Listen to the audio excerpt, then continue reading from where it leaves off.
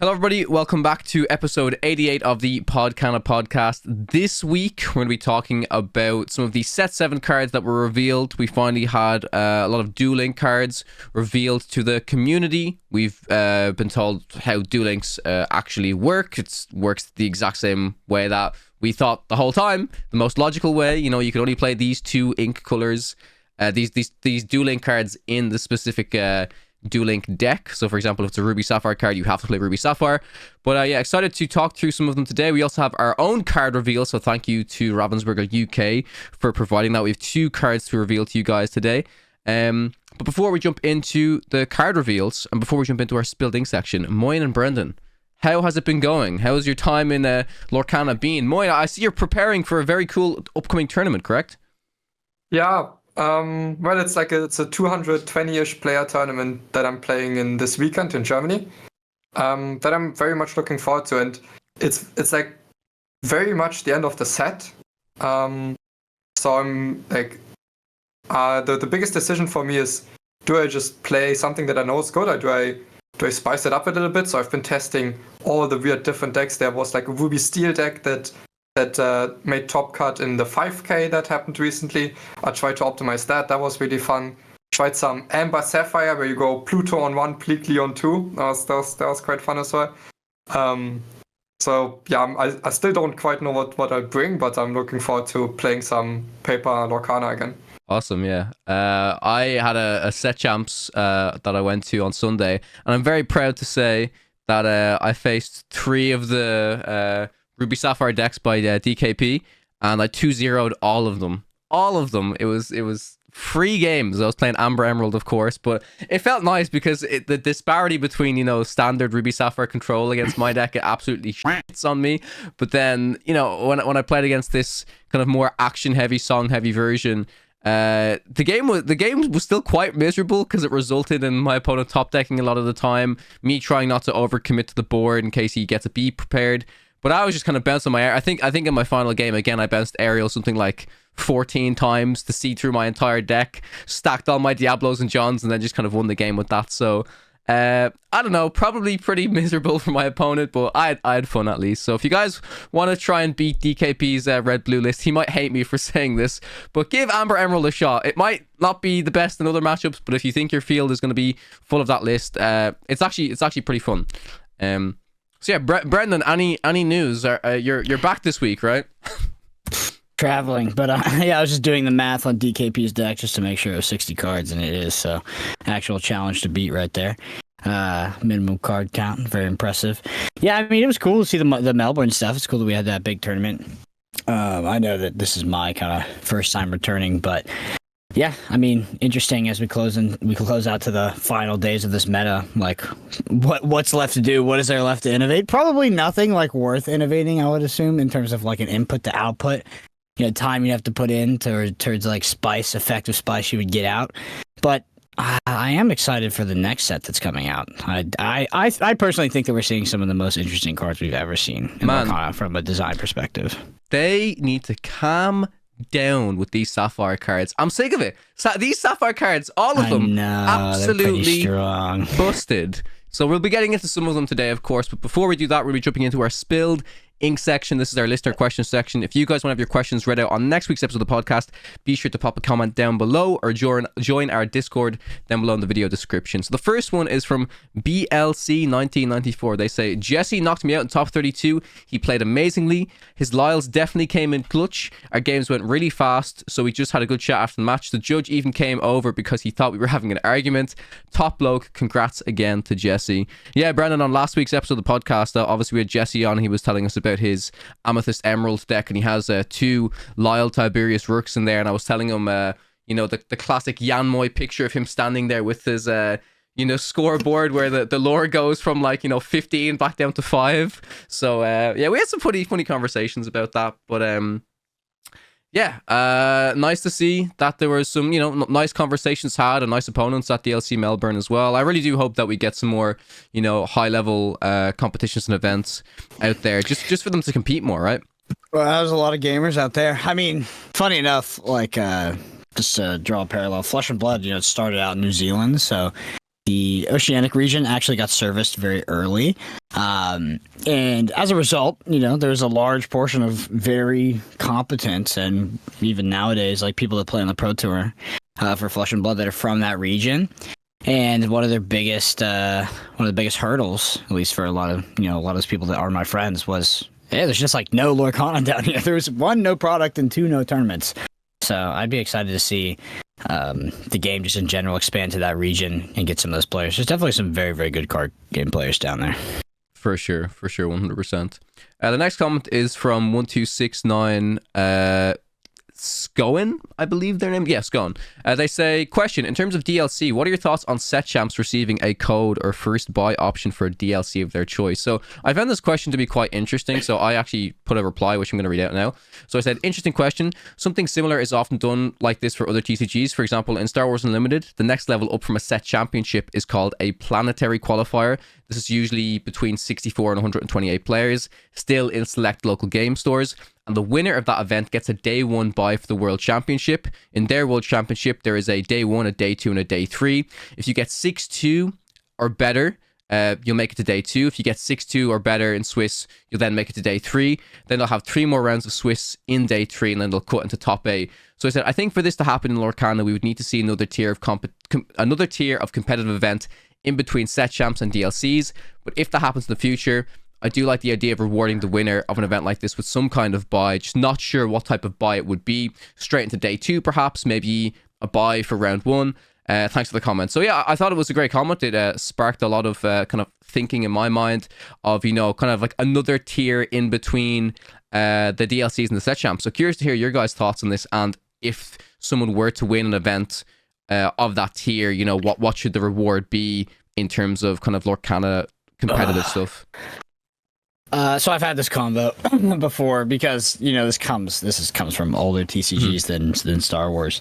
Yep. They talked about doing it in Flesh and Blood, and actually to do things like, so Flesh and Blood, there's a Saturday tournament, Sunday tournament, Friday they would have some sort of event. There would be a tournament, but not a lot of people would show up, because unless the rewards are incredibly good, Friday is like the biggest opportunity cost, right? Because that's the day that people take off work, and they actually like eat a cost to go out to that. So those tournaments wouldn't really see a lot of people show up. They're like, oh, what if you could basically compete in the Friday tournament and get buys into the main tournament, for the top performers. And the same thing for the ELO system. Like, hey, if your ELO is above a certain amount, can you get buys? From what I understand, I'm trying to remember the counter arguments. I think something about it was like, it like unnecessarily extends the Swiss portion of the tournament because it increases the round count past what it needs to be. Something like that. And ultimately, like this, the buys are not that much of an advantage, at least like from what I understand. I just remember, I'm trying to rack my brain from having this convo like 2 years, but this comes from Magic. I mean, probably might even come from before Magic in some sort of like tournament structure, but in Magic you would get buys at Grand Prix, which are equivalent to DLCs, based off what I believe your pro rating was. If you were a certain in a certain category, and there was a hierarchy of these rankings, and you'd accumulate enough pro points, you would get these early round buys at the tournament. But yeah, Flesh and Blood ended up not implementing it. I remember being very, very gung-ho that I wanted this. I wanted more stakes, more things to compete for that felt like they mattered in other tournaments. But ultimately, when it wasn't implemented, I didn't really miss it. And I don't know, right? I would have to give it another thing, to be honest. But ultimately, I don't think it would make that much of a difference. You know what I would like to see? Because you say the word buy, we all go like, oh, you get a pass on a round. You know what I want is if you win a set championships, I get a guaranteed buy for a ticket to get into the tournament. How about that? That'd be great. Yeah, and that was exactly the question, right? It's a first buy option. It's just an. Is that what you got? Oh, is that actually what the comment was referring to? Which one is the comment about? Because I thought it was about purchase. Buy option for a DLC of their choice. Oh my god, I definitely misinterpreted the comment, but that's the thing. It's like, well, how is it spelled? It's spelled like B-U-I. Yeah. B-U-I? Wait, that's wrong both ways. B-U-I? Oh, B-U-Y. Oh, they said I. I was like, it's wrong both ways. I was like, what? No, okay. It's like some sort of hybrid of B-Y-E and B-U-Y. It's B-U-I. Yeah, so I guess I'm not sure I want like a first round buy an actual advantage in the tournament itself, but at least a guarantee to be able to play the next tier of tournaments. I think it could be very good. Yeah, that would be great. I would actually like that. It's so funny that we just like went down the rabbit hole of like misinterpreting. I definitely did that. Yeah. I don't know, because like I thought he was asking that, and then you were like, Star Wars does this thing where you get past rounds. I was like, okay, I guess it's BYE. Yeah. That's pretty funny, actually. That's funny, yeah. Wait, you replied to him as well? Yeah, I replied. He replied to him on YouTube. These guys are native English speakers. Yeah, this guy doesn't know what I was talking about. But anyways, he's like, what the fuck? Yeah, I think my point was, I guess if it's for entry into a DLC type of thing, that's great. But I think the point I was trying to make was I don't want to see an inherent advantage for winning set championships. If there were that type of thing of, winning a competitive event that's a smaller tier than DLCs, I'd want it to be a step up from set champs, in my opinion, because set champs are... Sure, at local level, they're the most competitive event, but I still feel like if something was at stake, then people would like farm them like crazy. I don't know. That though. I personally, I know that it's probably not healthy for the overall environment, but I enjoy a more local, accessible, sort of small time way of playing Lorcana that feels like it's matters that you can like kind of farm. Like, wait, I'm just gonna be honest. Like, we don't even have to go that deep. The first set championships. Was the most fun I've ever had in Lorcana. Period. And of course, the DLC that followed that. But that grind was awesome. Showing up to a new set, I mean, maybe it's because I won, but showing up to a new set champ, see the same people, and like, you're coordinating. I'm playing like 2 or 3 in a day. It's my entire set. That was awesome. I loved that. And maybe you can't artificially recreate that experience, through this kind of incentivization system. But that was some of the most fun I've ever had in Lorcana, and that was relatively high stakes at a small to local-ish tournament. Sure. No, I do agree with you. It's just what the events are kind of evolving into. But I can't argue it was also one of my favorite times to play Lorcana as well. I remember going up to like the north of Ireland on a random Wednesday, like out in the middle of nowhere, literally just to farm this to farm a set champs, right? So I remember the pressure to win like 5. Winning 1, it was like, nah, Moyne's already won 3. I'm like, I gotta go win more. Like I was like trying. I was trying so goddamn hard. Yeah. I was trying so hard. The next comment is from Blue Bee. They said, I had a question for Spilled Ink. When I scoop my cards after a game, I'll separate my duplicate items and characters into different parts of the deck before shuffling to avoid clumps. Would this be considered stacking the deck? I replied, hopefully I didn't misinterpret this one. I said, please do not do this. This is 100% considered stacking the deck. A couple of good shuffles to your deck will do just the same thing to separate your duplicates / uninkables. I tend to pile shuffle after I feel like I have lots of dupes together, even though I understand that doesn't change how many cards are randomized at all compared to a normal shuffle, but it allows me to ensure I still have all 60 cards of my deck. So we actually had somebody you're riding a line with that one. There's something in Magic called mana weaving. So you play a game of limited or something with a 40 card deck.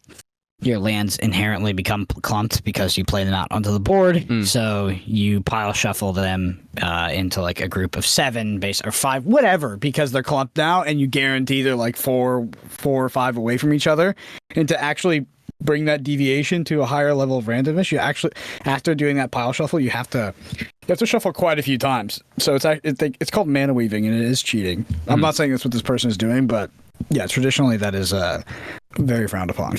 Yeah, I had one of our locals do this at a set champs on Sunday, and they were they were just unaware, and we were like, do not do this. And I'd rather that happen at something like a set champs than they go to a larger competitive event and get told off for it. If you want to hear something funny, so in Magic, people, they're sane, so they actually always play the minimum card count for the most part.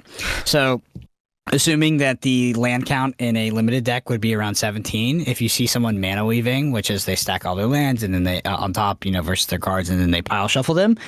So I remember watching a YouTube video where you could, if they present it to you after being pile shuffled, you could shuffle it, from the side, normal shuffle, a certain number of times, and it would put all of the lands on top of each other again.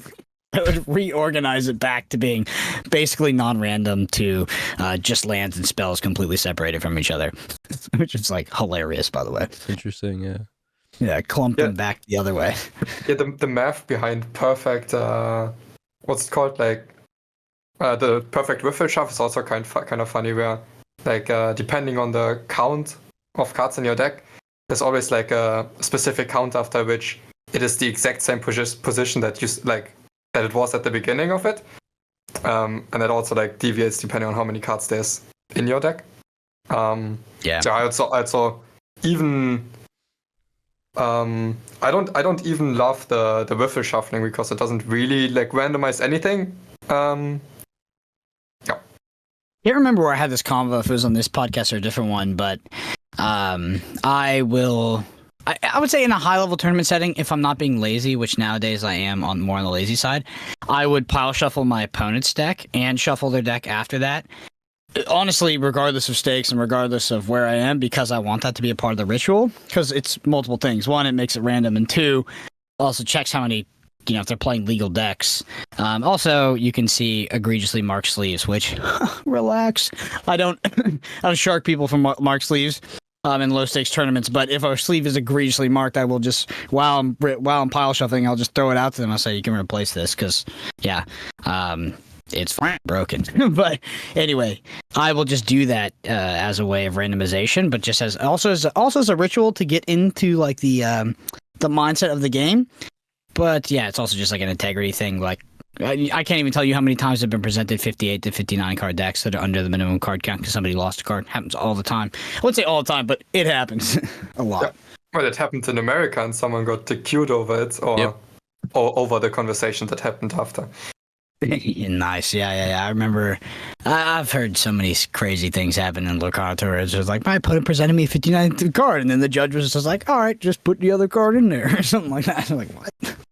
The next comment is it's from Mark. They say, regarding regional representation, one way to address this would be to have a World Cup event where each country send a team to compete. What do you think? Brendan, I believe this happens in Flesh and Blood, correct? Because I only learned after I quit.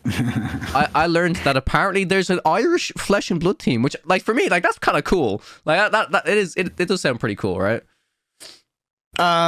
Yeah, so they had so I can speak more to like they have national championships. Mm-hmm. I think they did some like world championship thing, or like, where they brought people from across the world from specific regions.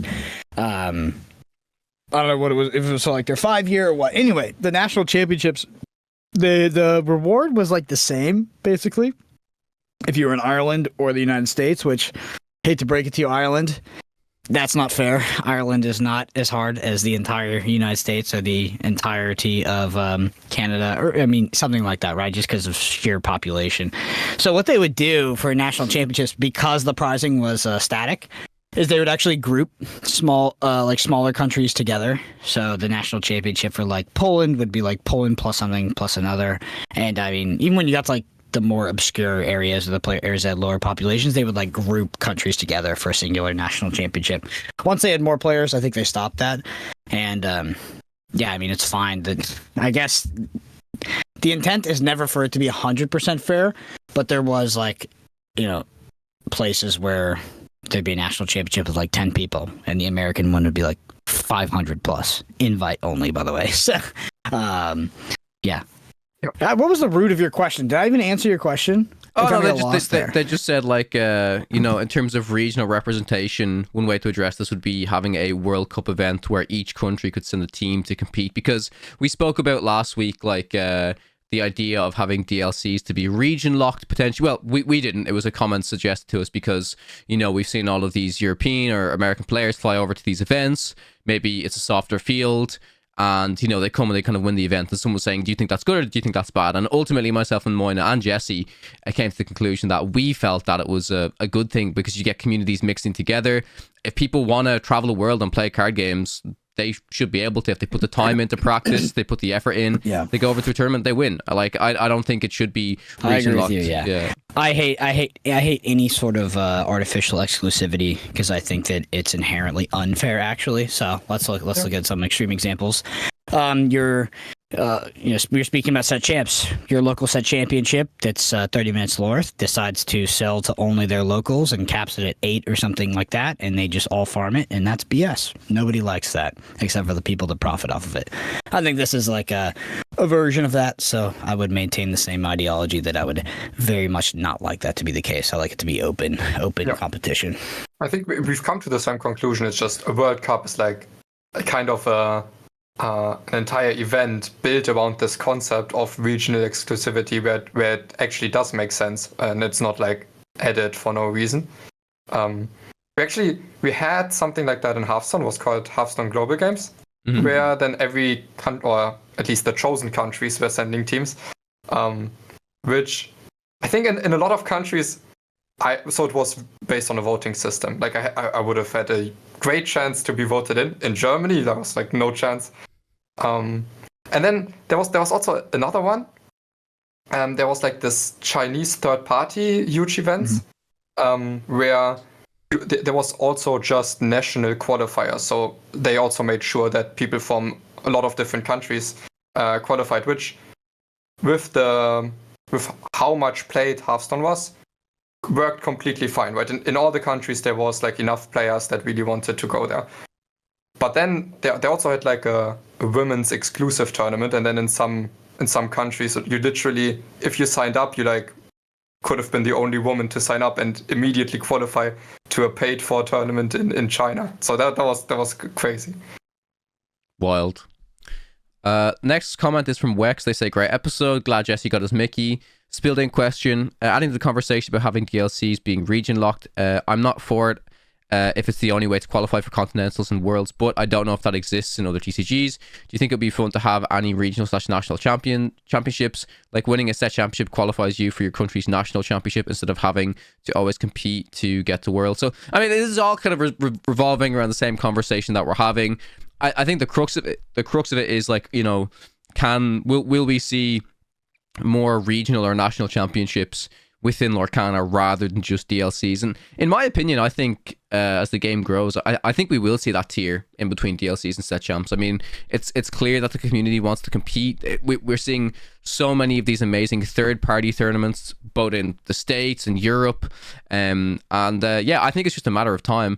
It just depends on which way they're going to go about doing it. And then also, like the commenter is asking, you know, will winning a set championships then interweave with, you know, being able to compete in a nationals or regionals, and you get some type of advantage because you won a set champ? So I think time will tell, and it will be interesting, to be honest.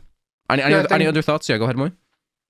Basically, I think this like regional based or national events, I think they can be fun, but at the end of the day, I think they're somewhat like gimmicky with the way they exclude a lot of the possible competitors. So I think while I would like for those events to exist, I don't want them to be like the main way to compete or like the biggest way to compete. I still like they have to be, maybe they can exist on the side, but not more than that. Yeah, they exist. They should represent what they are, right? They shouldn't sort of give people an advantage over others to make their way to what is a more open tournament like the World Championship. Like, if it's some sort of like national-based tournament or national-based championship, it should represent that and appropriately, like in the tournament, in the like entire macro tournament structure of Lorcana. I don't think that you should be basically getting a massive advantage for living in like or being a resident of a certain country to make it to the World Championship. Like, that would just feel unfair, I think, ultimately. No, I agree. The last comment is from Ludini. They say, awesome pod, guys, as always. Question I have is about the line between sharking and trying to gain an advantage legally.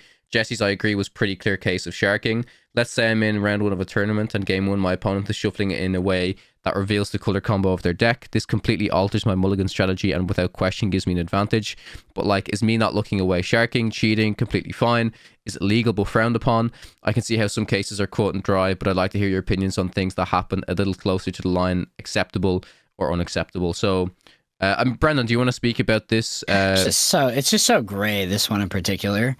I think this is a personal choice. I think a lot of this stuff is a personal choice. One issue I have a lot about the conversation around sharking or player behavior, manners, and things like that. is that I think that ultimately a lot of that is a choice that you make personally as a player. And I think that, a lot of the ramifications of that should be also internal. When people try to take their own, quote unquote morality, and when it's not actually a part of the rules, and they put that onto other people, I think that's pretty unfair as well. And I actually don't think that's a very morally righteous thing to do. I think it's kind of like a shitty thing to do, where you go like, I think that this is how the game should be played. That's not in the rules, but I'm going to make you feel bad or bully you because I think that this is the way to do it. And nobody actually holds that person accountable either. So it's like, I really don't like these gray areas and this kind of like, holier than thou, I would have done this in this situation kind of thing. I like, hey, if the rules don't encompass something that is being exploited by players and is leading to these bad beats and these bad scenarios and players are getting unfair advantages, there is a fundamental problem with the rules. If you want to stretch the rules and, sort of have like what I would consider to be negative tournament experiences, negative player experiences, negative human experiences to get an advantage, I am actually not going to really fault you as a person. I might not like you as a person. I might not agree with that, but that's fine. But I can't objectively say, hey, what you're doing is wrong.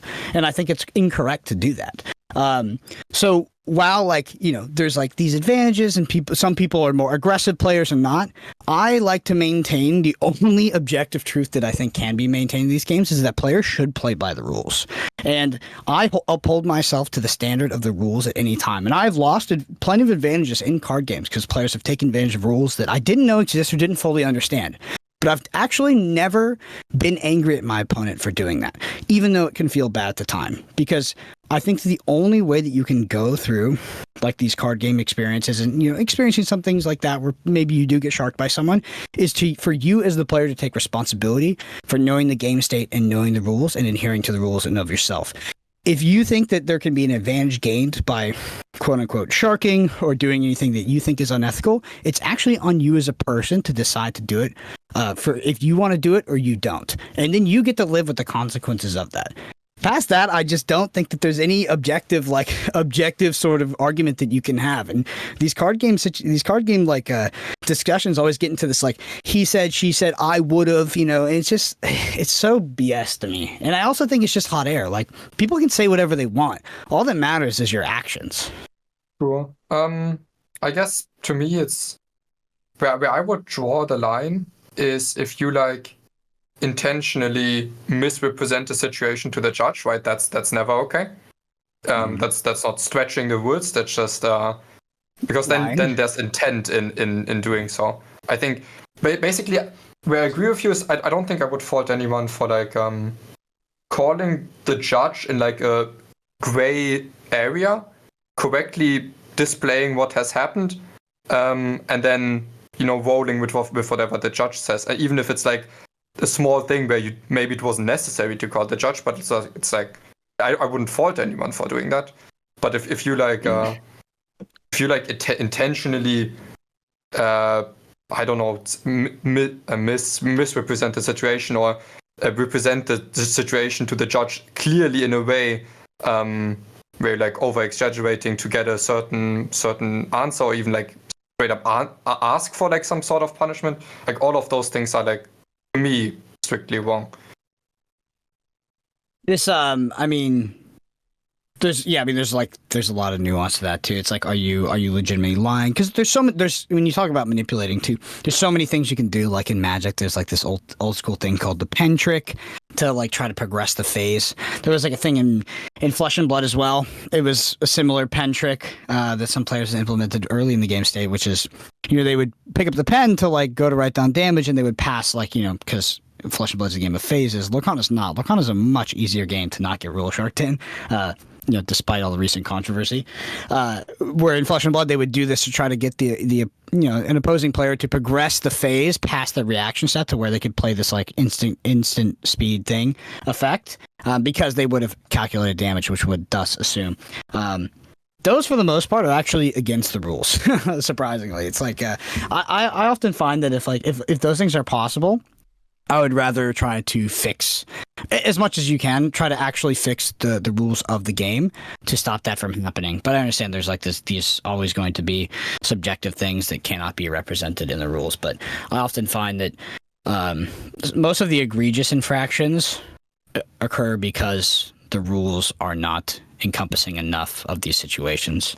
Yeah. So, but two things maybe that have happened to me in my short paper TCG career that I where I was like flabbergasted. Oh, this is actually something people do.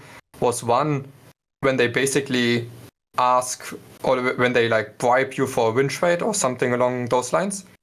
But there's nothing you can do about it because as soon as you call the judge, they just say no, they never said anything. That's an interesting one, yeah, because that's just straight up lying. Yeah, but like there's nothing. I mean, unless maybe all the people next to you playing heard it and felt the need to step in. Like there's nothing you can do about it. And then another time so both of these things happened in one piece where my opponent like needed to play some cost or use some cost reduction first and then use some removal. And they just didn't use the cost reduction. That was like a free effect for them to do. So they just like played the removal before my stuff was cost reduced. And then I was like, yeah, but you didn't cost reduce it. It doesn't die. So they were like, no, I said it. Wasn't that like an important match as well? Well, I think I still won it in the end. But yeah, I mean, all of those were important. It's like in One Piece, often you have to go like X1. And so a second loss is already you out of top cut. But yeah, so I called the judge, but they just say, okay, no, I said it. It's like, what's the judge supposed to do now? They will never know. So that's kind of an area that I don't really know what to do about it, but that's kind of an annoying area in TCGs. Yeah. So what Brennan was saying, so go ahead. We've actually talked about in this podcast. His name is Tarek. He had something like that happen in like a win-in for a basically DLC for top 8, and a player broke the rules or didn't do something very specifically. Judge came over, player just lied. And there's I think this happens like commonly. If somebody is judged, they can chime in. But I don't know if there's like a standard operating procedure, but you get into a situation where it's one player's word against another and there is no way to like effectively arbitrate that situation. It's just like is what it is. One player says one thing, the other says the other. There's no objective way to solve it. I had a situation like this happen once. I think this was in Lille. And it's probably the closest comparison you could have in Lorcana, where my opponent played a goat, and they went and looked at the top card of their deck because in their mind they must have played a rabbit. So then obviously I like my hand went straight up at judge, and they were like, oh no, I was meant to be the goat. So judge came over, I explained the situation, and I was like, my opponent saw the top card of their deck, and they were like, no, I didn't see the top card of my deck. And it's your word against the other. So it's this situation. And then because he was trying to take it back and he wanted to do the rabbit, I actually can't even remember what the resolution was. I think the judge did do something with the top. I think the judge showed me the top card of the deck, and then however it was resolved. I told you about my first DLC one where my opponent missed his rabbit trigger and he drew it on my turn. He snuck the card off the top of the deck. What? He just quickly. Yeah. And it's the same thing. Now, if you call the judge, they might just say, no, I drew on my turn when I played the rabbit. Yeah. I don't know what he would have said, but I called him out. As soon as he did, I said, don't ever do that again. Mm-hmm. And he was like, oh, it's my trigger. I said, you drew it on my turn. And at the end, like honestly, I didn't really care because honestly, no advantage was really gained. Like, he made a mistake, and instead of being an adult and actually owning his mistake, he tried to be a little piece of shit, which is fine with me. Like, I'm actually okay with that. He gets to live with being a it doesn't actually really affect the game. But I remember just being like, dude, like, you suck. Like, you just, like, suck as a person. And that's okay. He decided to make that exchange. He decided to be a bad person, in my subjective opinion. And now we walk away from that game. And, I just don't like him. And that's it. That's the exchange. He decided to trade his integrity for instead of my friendship. I mean, I guess I do still think you should call the judge when that happens, and then I should have. I was super lazy, I guess. I was also knew I was going to win. He was also very bad. Because, like, I mean, the general thought is always, if you don't call these people out, if you don't call the judge, they'll do it again. They get away with like doing it all the time. Mm-hmm. It's only once like a pattern builds this But like, okay, let's say you call the judge and they lie. If they lie all the time to the judge, at some point, they will realize. I think on Podcana, like we've definitely talked about some things that are do as I say, not as I do. And people like ask us questions and spill things like, should I call a judge in the situation? We're like, absolutely yes. Yeah. Anytime you have a question, do it. Does that mean that we do that?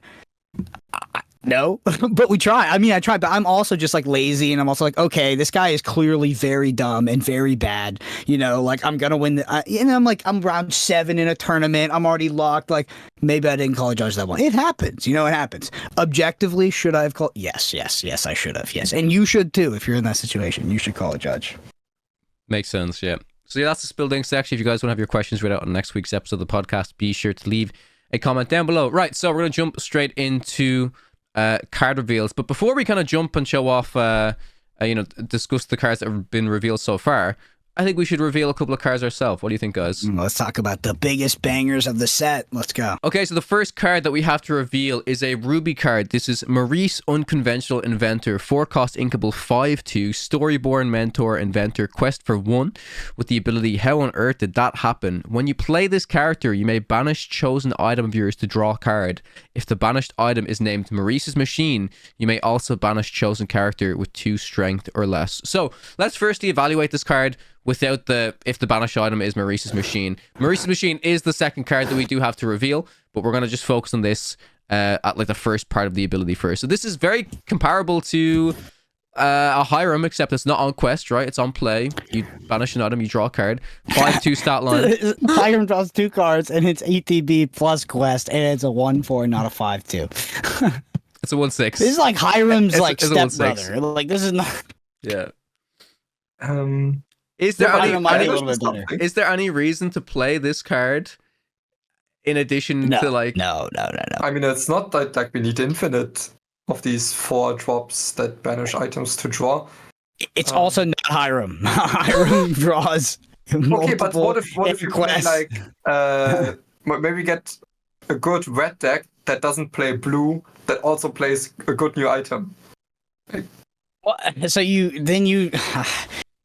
if you're playing that deck, then you do the stuff that deck does powerfully, which is not just be budgets Ruby Sapphire. You know, you gotta find an identity here.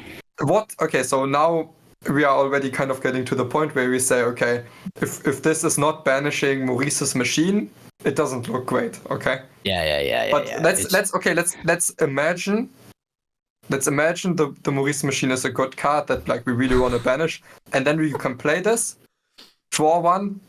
Banish a 2 strength for less. How do you like that card then?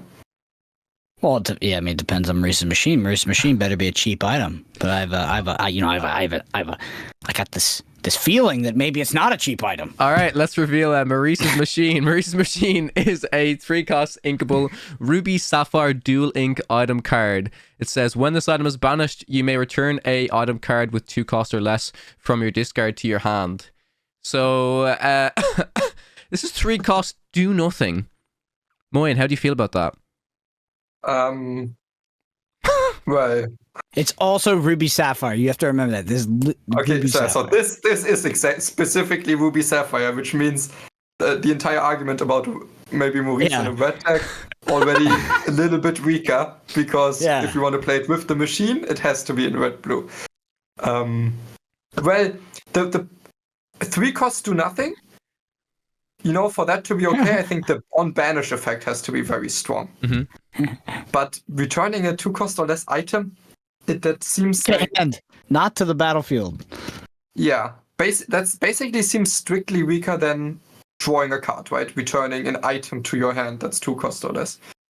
Yes, because you have to pay an additional 1. You're gonna have to pay an additional 1 to play Popsicle. Yeah, unless maybe we're returning an item that's has another purpose than drawing a card, right? Maybe returning a Vitalis Sphere or something. So what you're saying, Moin, is it would be funny if this was just when this item is banished, you may draw a card, and then it's like Hiram, but you have to pay 7 for this and for Maurice. Yeah. So okay, maybe a 5/2, you know? Now that a lot of removal is strength based. I still don't think we can say a 5/2 is like harder to remove than a 1/6. 5/2 is worse than a 1/4, in my opinion. I know Ruby has strength based removal. It's not a 1/4. It's a 1/6. Hiram's busted. Yeah, okay, you're right. Well, let's just look at the flavor text. I hope it does what I built it to do. That was Maurice 2025. Guess what, Maurice? It doesn't. It doesn't do what you hope it to do. It goes in the draft chaff. Well, that's still what it's built to do. It's built to get banished. So maybe. It's funny. It's funny looking at this card because I remember when we talked about the Ruby Sapphire Beast, we were like, oh, maybe if there are some good item cards with some good on-banish effects, we could actually see the uninkable beast be really good. I think we were foreshadowing this, except no, it's not. It's this ain't it. This ain't it. Okay, what about the tags? Storyborn, Mentor, Inventor. Isn't there some inventor synergy? Let's talk about the least relevant thing. Hiram's an inventor. Oh man. Okay. Yeah. Okay, but we don't. I don't even think we have to go there. We don't have to. We don't have to just say, "Oh, yes, but Flaversham." I think if Flaversham didn't exist, we still don't live in a world where you can spend this much ink to do that little. Yeah. Yeah. So those are our card reveals. Hey, sometimes you win, sometimes you lose. That's true. Life. Last set we have Mufasa, which I mean I still didn't see the most play, which we kind of knew, but still. But it was fun. It was cool. No, that wasn't last set. We got something else last set. I can't even remember what the card was. 2 sets ago. Mufasa was set 5. Yeah. So I actually. Well, I'm sure the card we got last set was memorable. That's why I can't remember it, right? Yeah, for sure. Bro, we're just happy to get cards. It doesn't matter. Yep. We're happy to get anything, you know? Truly, as much as we mean, thank you to Ravensburger UK for providing these cards with us. We have a responsibility to educate those about these Disney Lorcana cards. All right, so if you guys want to click on the link, we're going to start going through some cards. The first one to talk about is Perdita. It's 4-cost inkable, 1/4, quest for 2, Playful Mother. This is an Amber Sapphire card, which is a very underrepresented ink combination. This card reads, whenever this character quests, you pay 2 less for the next puppy character you play this turn. Your puppy characters gain ward. That was very in line with... You know what's funny is the reason why I said Harem was a 1/4 is because I was looking at this card while we were talking about it. Yeah. Man, the puppies. So...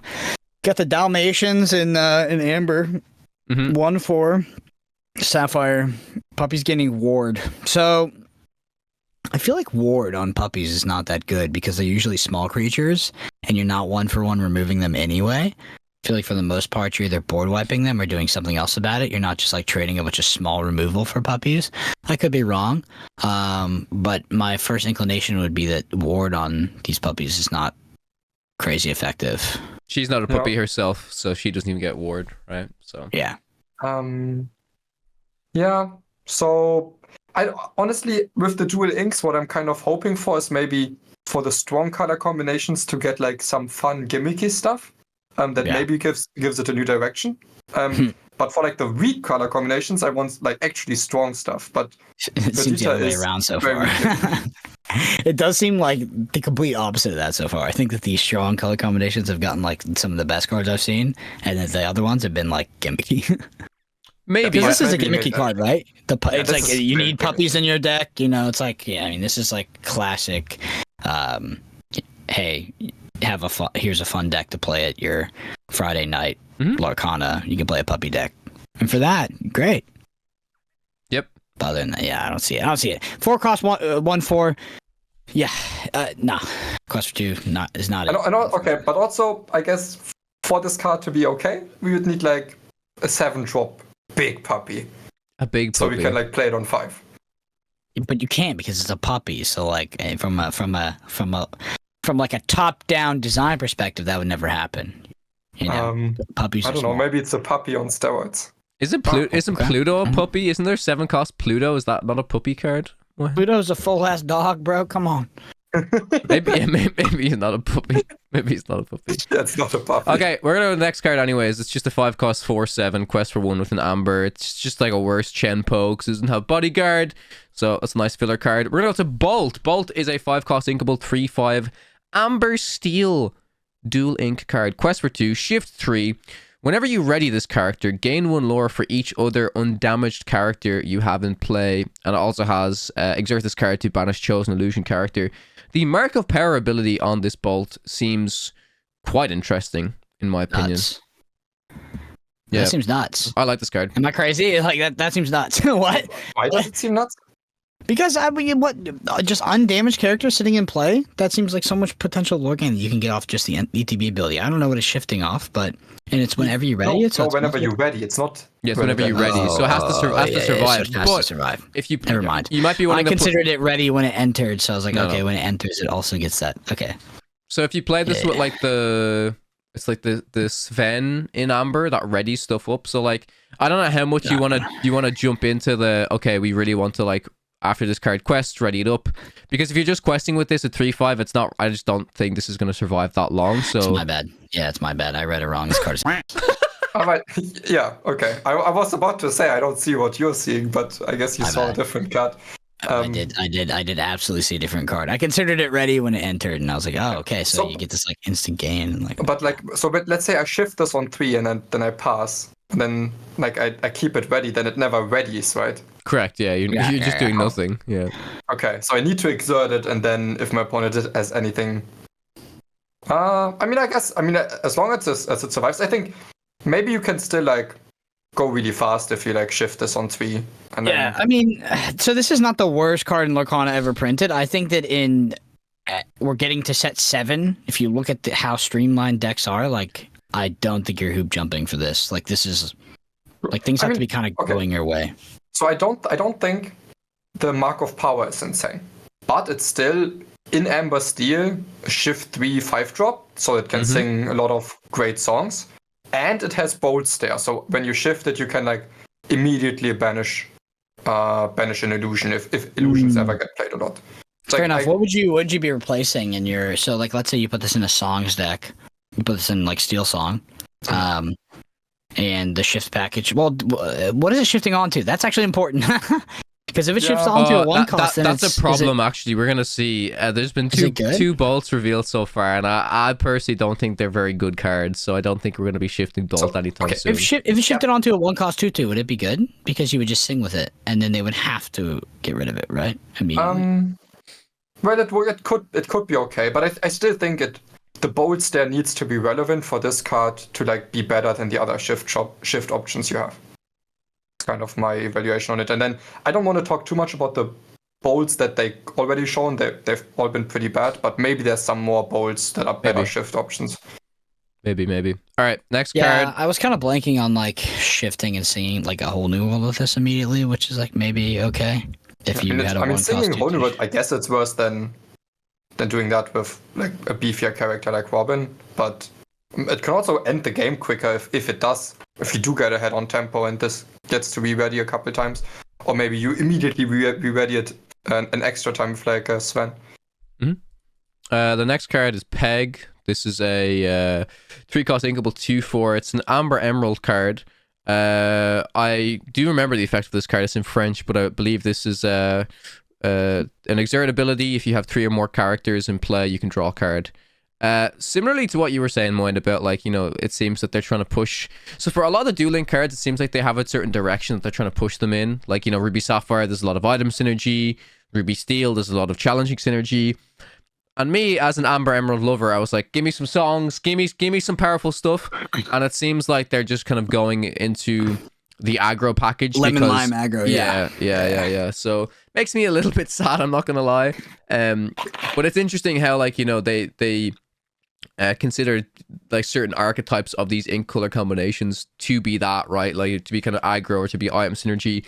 And that's a part that for me, it's like, okay, I guess maybe the Amber Emerald deck I play is powerful enough that it doesn't need more Duel Link stuff, but it's just that it's a bit of a shame because maybe one day you'll come play fun decks with me and Moyan and get off your Amber Emeralds. Amber Emerald's fun. I know.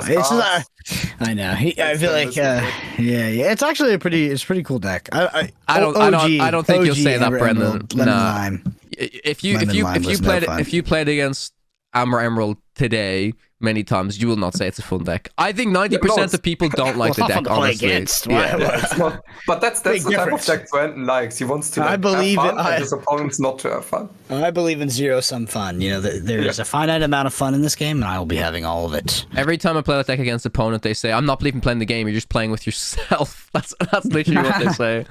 So, yeah. So maybe like the Ember Emerald deck that we know with like the song discard thing, maybe that was never meant to be a thing, and you just made it up, and I was like, no, this is not the direction that Ember Emerald's taking. No, I don't know if it's not the direction. Like obviously with Under the Sea and everything they printed, like they probably knew that was going to be a thing, but maybe they're like, okay, it's too powerful enough, we're not going to make Duel Links for it. So I'm ready to be proved wrong though. But so far it seems like all the Duel Link cards are very aggro orientated. The next card that we have is Mittens. It's an amber card, 5 cost inkable, 4/5, quest for 2 bodyguard. Once during your turn, whenever a card is put into your inkwell, your other characters with bodyguard get +1 lore this turn. This is the same body as Maximus, except I think Maximus was inkable and it quested for the same amount, and it just had bodyguard support. So I think this card's pretty unplayable unless we see like a crazy bodyguard deck. I feel like I have to gamble a bit on some of these because I'm like, oh, do I immediately have the knowledge in my mind right now of all the bodyguards that exist? I would gamble this would be unplayable. Yeah, I would say more likely than not. Yep. Pretty safe gamble, I think. Yeah, I like also, the thing is, if there's a few good bodyguards, that doesn't change anything for this card. We would need like a lot of incredible bodyguards for this to be okay. Yep, I agree. Next card is... Oh, this is an interesting one. This is the Troubadour. It's 2 cost inkable, 1/3, Amber Steel Duel Link card. It's resist +1 on Singer 4, quest for 1. So this is... People are saying this is a strictly better Vanessa Ursula. Because Vanessa Ursula is a 2 cost 1/4, Singer 4. Except this has resist +1. The only main difference is the Ursula is a villain if you ever want to do villain synergy stuff. But, I mean, it is correct to say that this is just better than... The 1/4, right? No. You don't think so, Moin? I mean, if you say this is strictly better, then you don't understand the word strictly, I guess.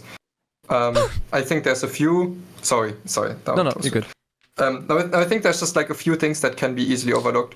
I think a very minor thing is there's stuff that moves damage counters in this game. So if you move 3 damage counters to this, it dies, or it gets banished.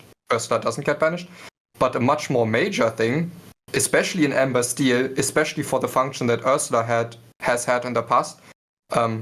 Ursula, yes, it's a 2-cost beefy body that's good at singing. So is the Troubadour.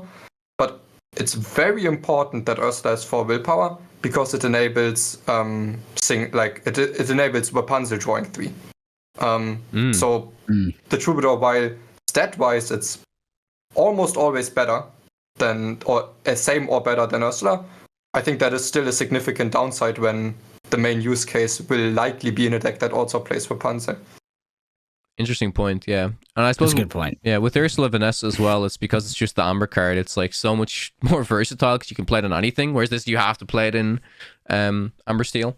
So I mean, that would be okay if it's better than Ursula, and then in Amber Steel we just play Troubadour. But I think this actually gives us a very important decision. It's like, how often does it matter that technically 3 willpower resist +1 can sometimes be more willpower than just Ursula having 4 willpower, or how often do we care more about like Rapunzel value?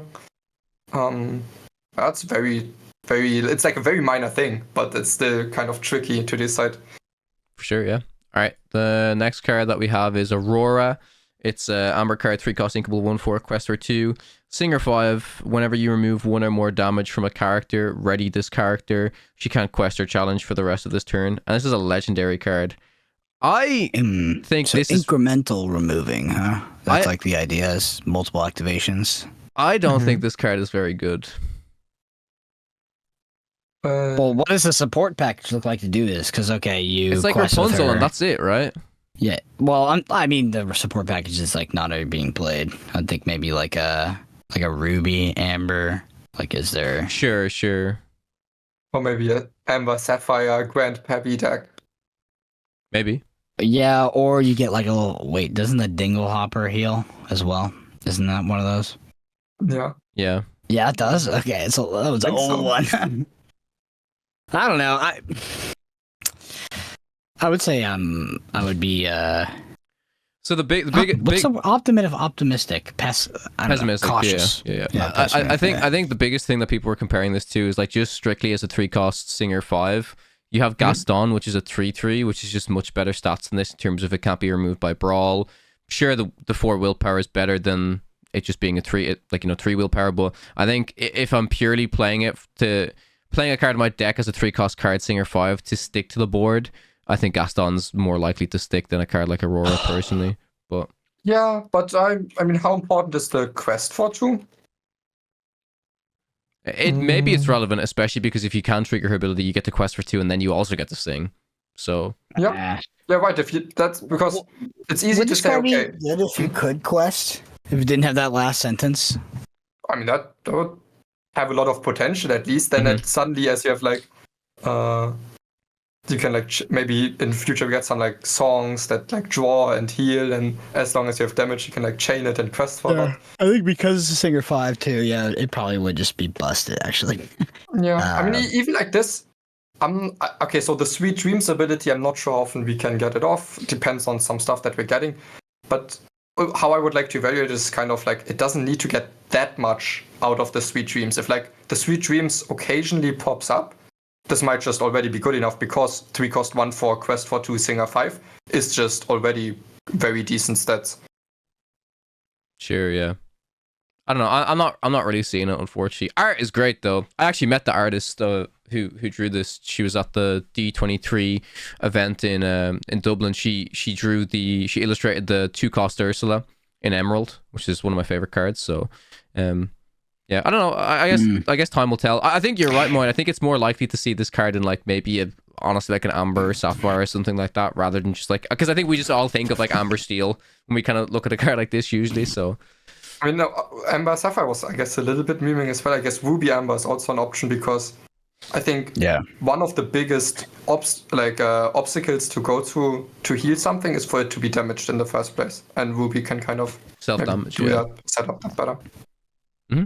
Next card that we have is it's a 3-cost 3/4 quest for 1. Moyen, do you want to do your translation? Because I can't remember what this card does. Oh, actually, it's just if you have Dolores, this gets +1 lore, right? Yeah, if you have Dolores Madrigal and play a quest for 1. I speak French. Let's go, everyone. It literally says Dolores and then +1. Well, I think that's what it says. Yeah. It is. Yeah. It literally says Dolores, then his name, I think. Yeah, but the personnage, see? What is Madrigal in Jew? Dolores Madrigal is the name of the character, Brendan. It's not just Dolores. Like Roger that. Okay. Okay, yeah. Next card is Bolt. It's a 4-cost inkable 2/4 quest for 2 support. I think it's a pretty trash card. Yeah. That's common. Yeah. What do you mean? Wait, are we saying this Bolt is trash? Yeah. 4-cost 2/4 support. Oh yeah, it's trash. Okay, cool. Yeah. I thought it was a 3-cost at first, but it's a 4-cost. Okay. And we got Pascal. It's 4-cost uninkable 3/3 quest for 3 evasive, and it's an Amber Amethyst card. What do you think? You playing this in your aggro deck, Moyen? I'm not sure. It's like it's not awful. It's kind of okay. Like, it's decent stats. I'm not sure. It's like, okay, so you play this in Amber Amethyst, which also means inherently it's competing against Genie, rather. Yeah. It's just weird that we live in kind of an evasive world right now. And it's a 4-cost 3/3 uninkable. Or like maybe in previous metagames. Pretty decent. 3/3 is okay. It's pretty good. Yeah, it's pretty good against a lot of the evasives that are available. It means Genie can't like one-shot it. It means Elsa can't one-shot it. Yeah. Can't be brawled or sea-suit. Like it is very decent stats, evasive quest for 3. Yeah, I think does it make up for not drawing a card like Genie does? Maybe not, but cool card. Yeah, cool probably not. Yeah, probably not. Next card's King Candy, 4-cost and inkable 2/2. It's an Amber Ruby card. Quest for 2. Whenever one of your other racer characters is banished, each opponent chooses and banishes one of their characters.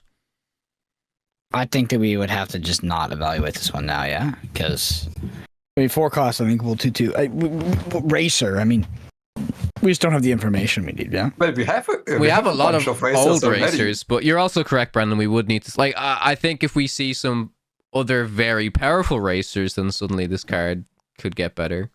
But I agree. Yeah, go ahead. So you want to play this and then same turn banish one of your racers, which the easiest way to do that is like challenge something that they have in play. So I mean, I think we can totally evaluate this just like with the variable that is how good are the other racers that we could get. But like, let's say you play this on 4, you sacrifice one of your units by taking like a maybe mediocre trade, banish something. How good is that? You're just left with a 2/2. If you clear their board, you're just left with a 4 cost. Well, ideally you don't take a mediocre trade. Ideally you just take a trade. Sure. Right? Ideally it's a 1-for-1 trade, but I think if that's not available, it might be. Yeah.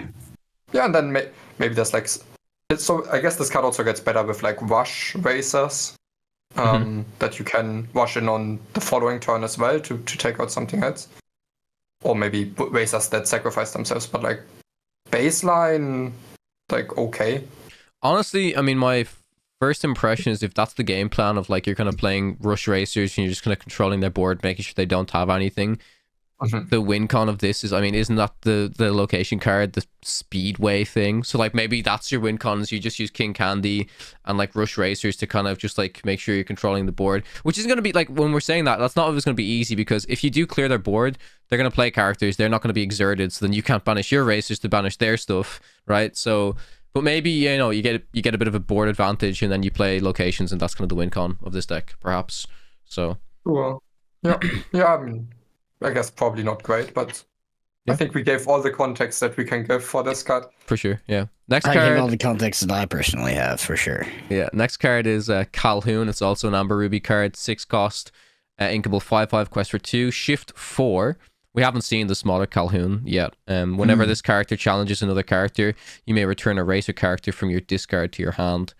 So this is a bit of a recursion. Yeah. We challenge another character to trigger the recursion. At least it goes off challenge, not banish. Not banish, yeah. 5/5, shift 4. I mean, the racer deck could be a thing. It's hard to call at this point. I mean, this doesn't help that much. I think it's quite expensive for this type of effect, where you rely on your opponent to exert their characters for this to do so much. Yeah, yep. I like the characters that you can just play out of the banish zone for free. Yeah, Lilos, yeah. Sure. Yeah. No hoops. Next card is a lady. It's 5 cost on inkable 4/4, quest for 2. Oh, this is one we covered already, right? We talked about this card already. Yeah. I mean, yeah, right. We'll go to the. It's funny. I made the same argument. How about I just play the characters I can play for free? Yeah. Now we talked about it being like potentially decent with like getting like 2/1 costs out or something like that.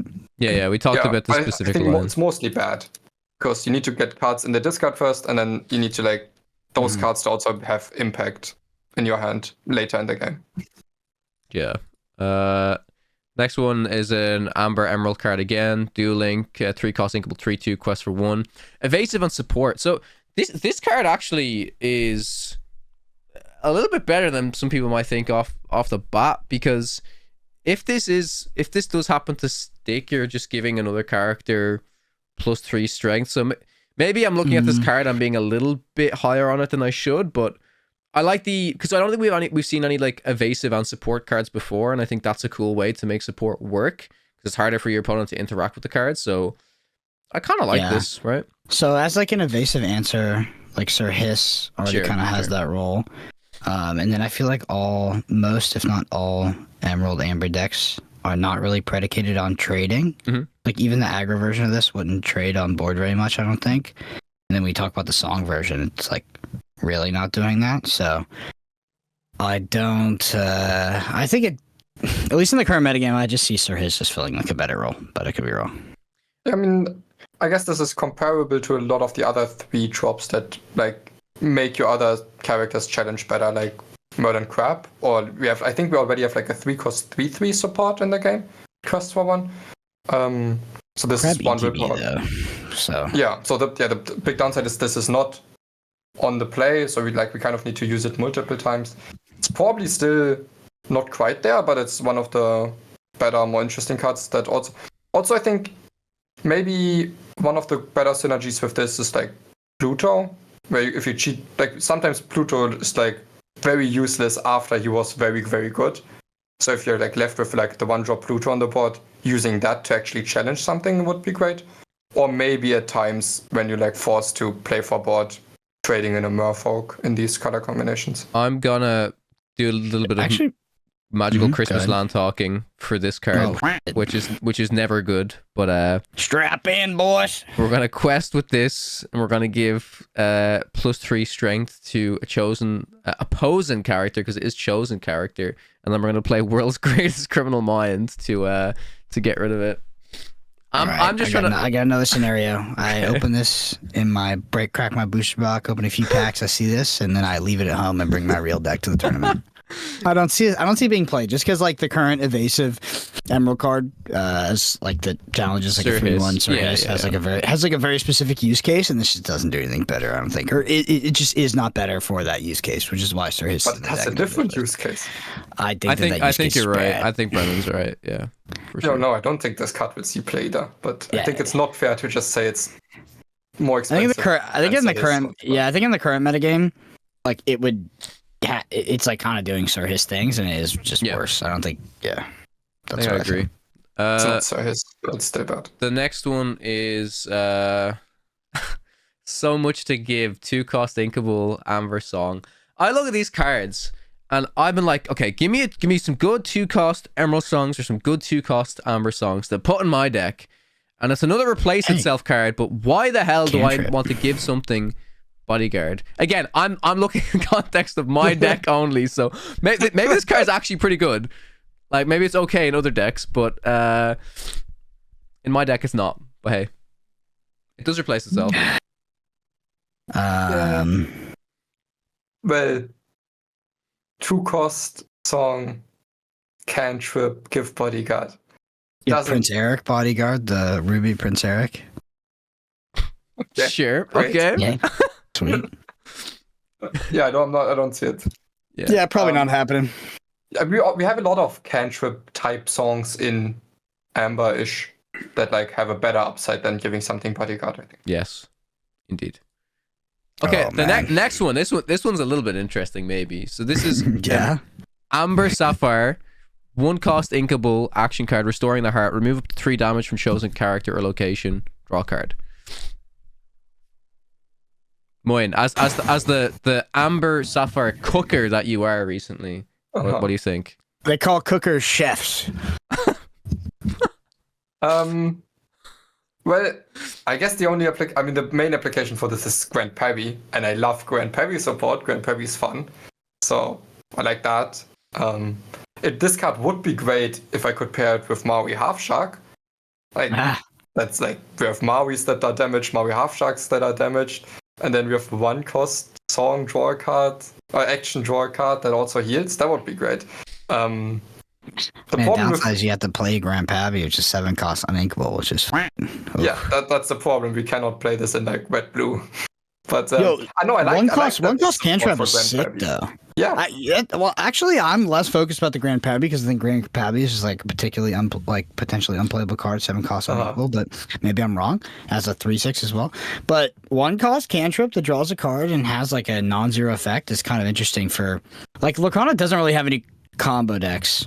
Oh, these cards always get my sort of combo juices flowing.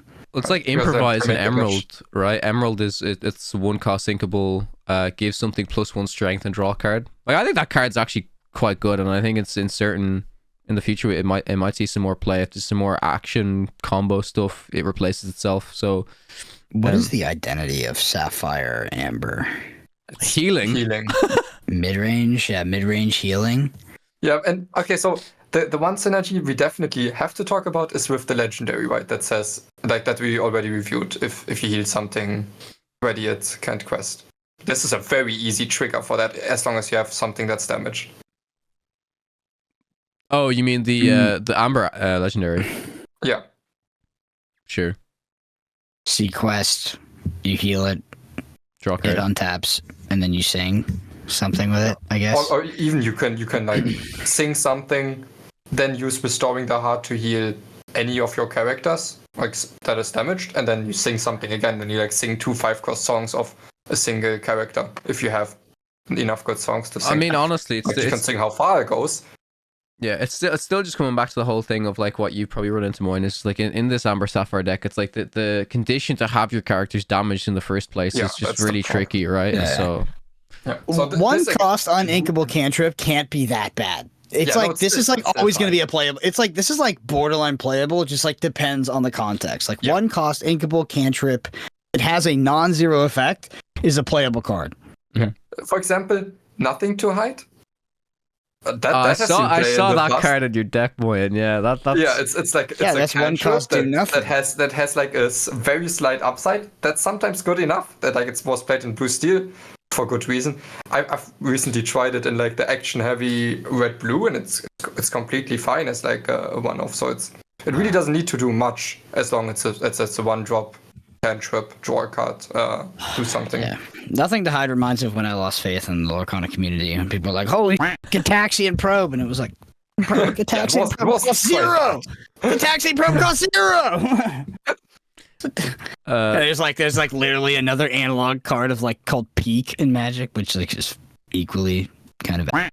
But I don't know. Anyway, yeah, one cost inkable cantrip. This card I'm most excited about so far. This card right here. Wow. I never thought you'd say that about an Amber Sapphire Duel Link card, but hey, that's the world we're living in. Next card, Spaghetti Dinner. It's 2 cost uninkable Amber item. Exert this item, pay 1 ink. If you have 2 more characters in play, gain 1 lore. I just rather play flutes, I think. But I guess no chance, bro. No. This card is terrible, right? Yeah, it's like a spell book that costs 1 less, but has an condition. A worse condition. Yes. Yeah. I agree. I mean, the condition is very easy to meet, but it's still until it's not, and then this literally does nothing. And you have to uninkable tech. Are you ready for the best card? Next one is Canine Crunchies. Your puppy characters get +1 willpower. Play this in your Amber Sapphire deck. That doesn't cantrip, so. Yeah. Yep. I mean, 1 willpower. Yeah, I mean, I think it's probably unplayable. Yep. Like even in a puppy deck. Would you rather play another puppy, or would you rather play this? Well, a lot of the puppies are like 2 drops, right? So what do you do turn 1? You play Canine Crunchies. And then you have a 2/4. Then I play a puppy.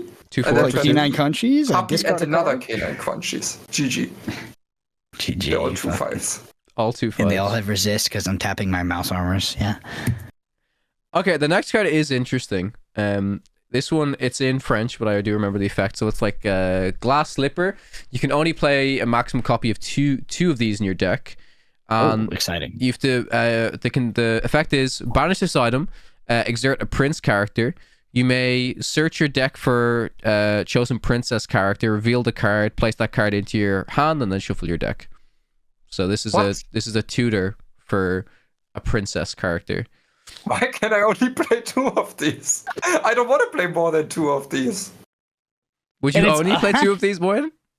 Huh? I think Lorcana is dipping its toes into more reasonable tutor cards. We've already had ones where it was like, go find like a Madrigal or something, I think. I mean, I think I played that card in sealed. Yeah. But this one, man, they really do not want any combo cards. I guess it's not a Madrigal, it's a princess, which is more like a macro type. You grab a Rapunzel. Yeah. So if you have a prince, you have to banish your prince though. No. You banish the item, and then you have to exert a prince. What? And exert the prince? That's crazy. So Magical Christmas Land again. I play this on my Amber Emerald deck. I exert Prince John to find a Kida or an Ariel. Bam. That's never happening. And then what? And then you can't sing Under the Sea. And then my Prince John dies. That's what happens. Yeah. And then you lose because you time locked yourself, I guess. I don't know. Why do you think this is maximum of 2 copies? Well, because I don't think they like reason for this. No, I don't think they like this kind of effect in the game. Yeah, no, I think maybe it's a lore too. Like she can only wear 2 slippers, you know? Yeah, I think it's a flavor thing more than anything, right? Flavor. No, it's that. Yeah. You guys are right, but I think because like design-wise, this was not necessary. The card was bad enough where no one's putting 4 copies into their deck. Imagine playing 4 copies of this, like having multiples on the board. It'd be so.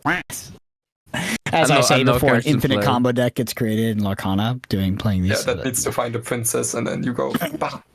And then like loops it somehow by shuffling it back into the deck and untapping and et cetera, et cetera. Yeah, this card sucks. Next, we got Cusco, Amethyst, 5 cost uninkable. Cusco's a shark? He's a whale. What? I thought Cusco was a fucking llama. Cusco's a shark. Have you never watched Emperor's New Groove? I have. Maybe I don't remember it. So there's a scene where he takes all the different potions and he starts turning into all these different types of animals. No? Okay. But yeah, this is a 1/4 quest for 2, 5 cost inkable. Once during your turn, whenever cards put into your inkwell, you may return chosen character, item, or location will cost 2 or less to their player's hand. Then that player draws a card. Tempo, 5 cost, uninkable, 1/4 quest 2. Wannabe Amber Emerald. Amber Emerald? What? Yeah, like bouncing something back to their hand. So you may return chosen character to their with cost 2 less that player's hand. Then they draw a card. It's like a tempo. I mean, it's like tempo. Take away the word, but yeah. Oh. Well, so this, I guess the stat line's awful, so the effect must be great. The effect, It's not great. It's not great because it's flexible, right? It's like, okay, you can bounce something from your opponent, but then they draw a card and you bounce something so small that like you didn't even gain that much tempo. It's a blurple card at best, right? It's only too, once during your turn. Multiple times. Yeah, it's only once during your Wait, turn. once as well? Yeah. I can't even break that part? Yeah. And then when I bounce, so I need like a great 2 cost on the play that I can bounce and draw a card off. Yep. That ain't happening. This card's bad.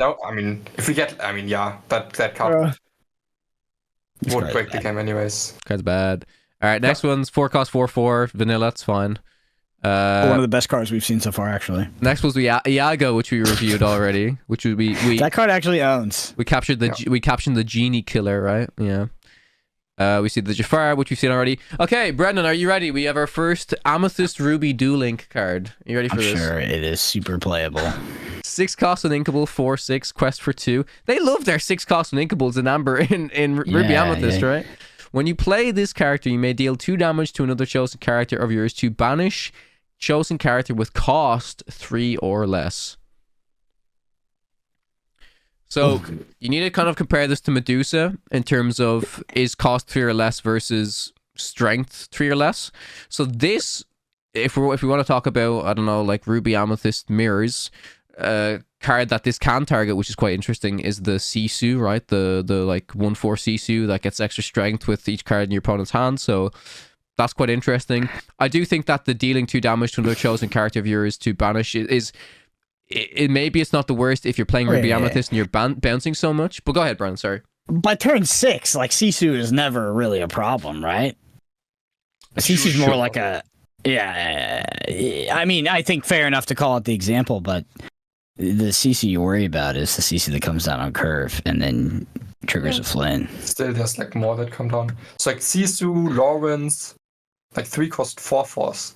This is great against because they can't be taken up by Medusa. This has much better stats than it is Medusa better stats. Yeah. Mm-hmm. 4/6 quest for 2 is quite respectable.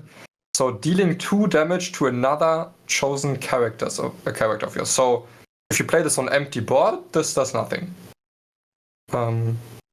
Yeah, it's just a 6 cost 4/6. Yeah. Yeah, I don't think it would be played immediately. Sure.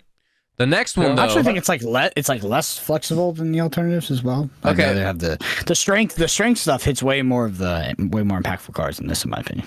Sure. The next one, Moin, you might have to help me out with this one, but I do remember this effect is interesting. So it's 4 cost inkable 3/4. It's a Ruby Amethyst Duel Link card, quest for 1. I want to say it's something like when you quest with this character, you deal 2 damage to another chosen friendly character. If you do, I think it's you mill the top 3 cards of your opponent's deck. Really? No, if you do, you choose a player and that player mills 3. But I think the rest might be correct. Yeah, we just need Thassa's Oracle in this game. It's something you would play, and it says when there's nothing in your deck, you win. So you like self mill. Self mill, interesting. That'd be sick. There's like no Lorcana needs to expand into like more win conditions and game mechanics, which this kind of is. Like, do we have any sort of mill right now? Kind of, yes. We have like whole new world mills. No, we've got like mill. That, there's other mill cards. They're just not great. There's actually a 1-cost Amethyst Inkable Song that's sing it and you mill the top 3 cards of your opponent's deck. There's also the Teapot, which you mill a card from both players' deck. It's just 2-cost item. Well, if you get this to stick in the quests, you're milling your opponent's top 3 cards. Like, I don't think that's too bad, honestly. Like, I think it's bad. I think milling your opponent's top 3 cards does nothing, so it has to go into like some very specific deck. But it's Ruby Amethyst, so it can't go into like. So I think you would want to use this to mill yourself if you have effects that access your discard. Okay, interesting. And then Ruby Amethyst. Sure. That might exist in some card I don't know about, but like it's not going to be good, at least most likely, unless there's like a bunch of cards we haven't seen yet. Sure. All right. The next card is Goofy 2.0, I like to call it. It's Taka. It's Ruby Amethyst Dual Link.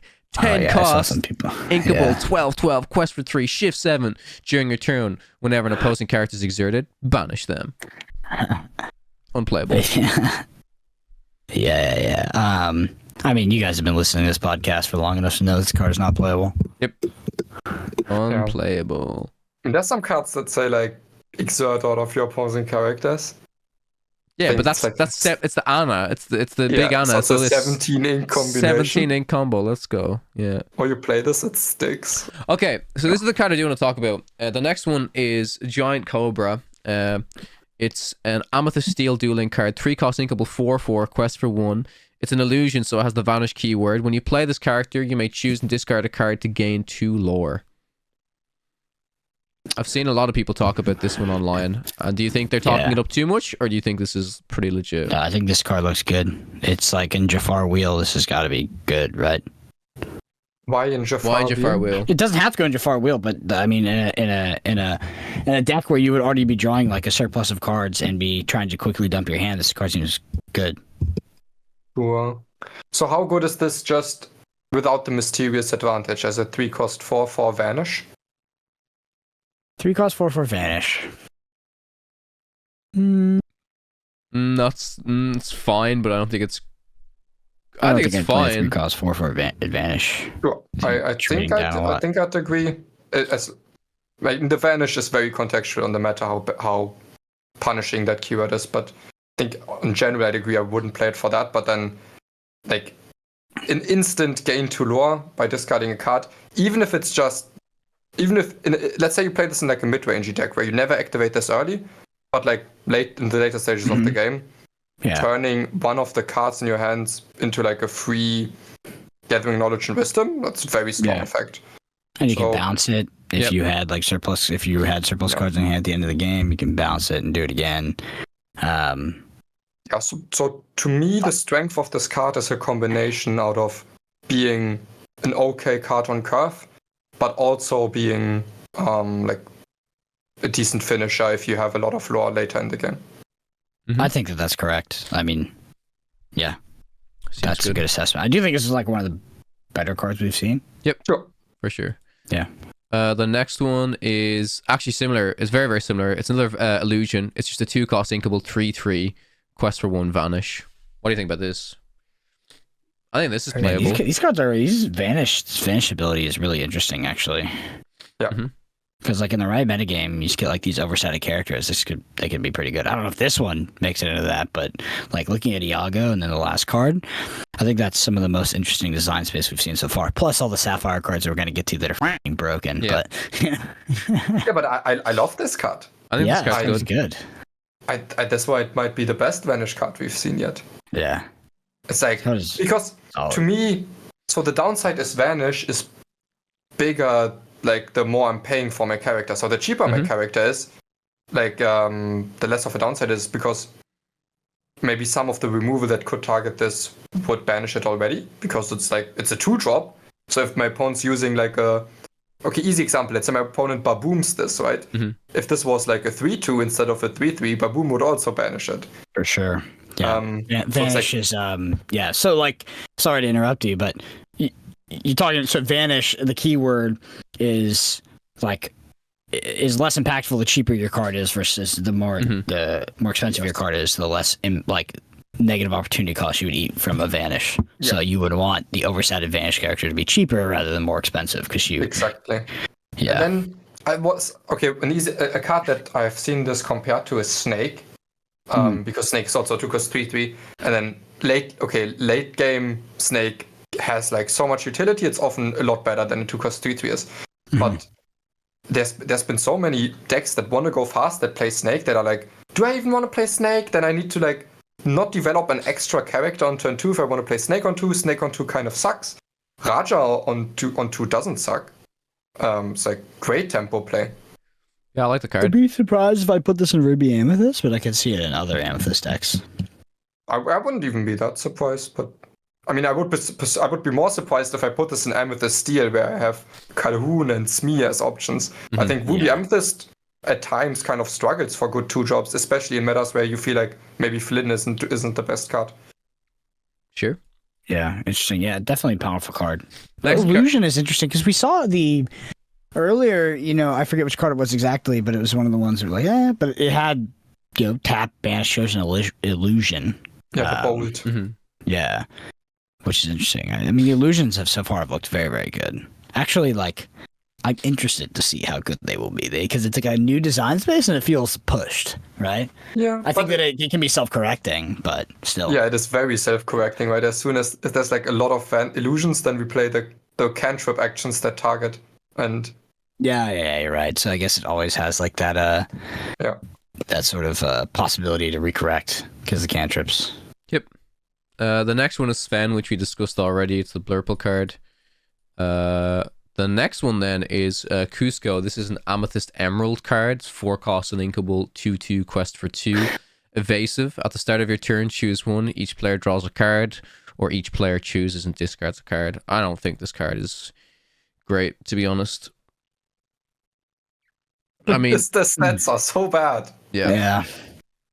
Forecast the effect doesn't make up for it because it's like it's bad stats on an uninkable on the play 4-drop. Compare this to Genie, even, right? It's like, what? This is like, I don't know. Yeah, when you compare it to Genie, it's kind of funny, but I don't know.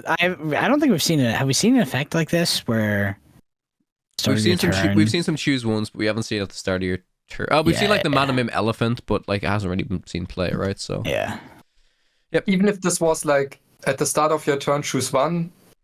Either you draw or your opponent discards a card. I'm not even sure that card would be good because you still need to wait so long for like a badly statted character to do something or to survive.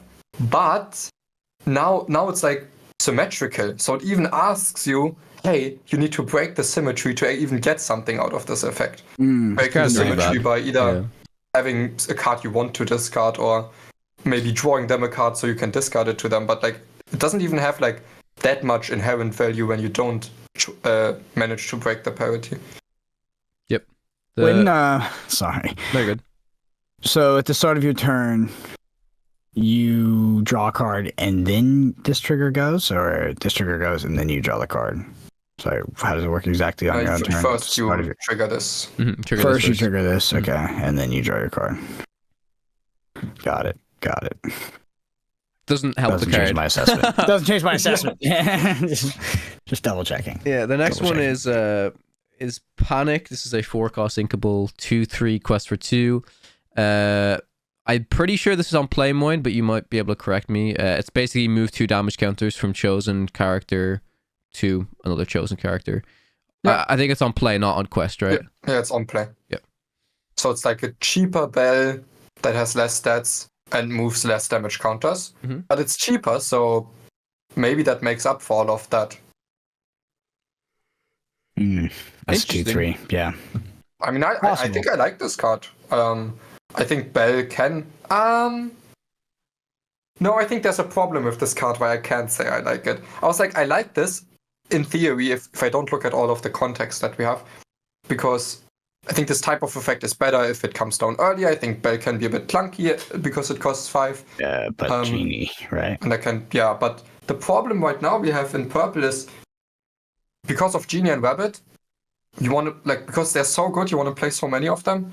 A lot of the time, you will draw an uninkable Genie or Rabbit in a purple deck, and then you will be forced to play that even if you have a good inkable 4-drop in hand, because otherwise the uninkables get stuck in your hand.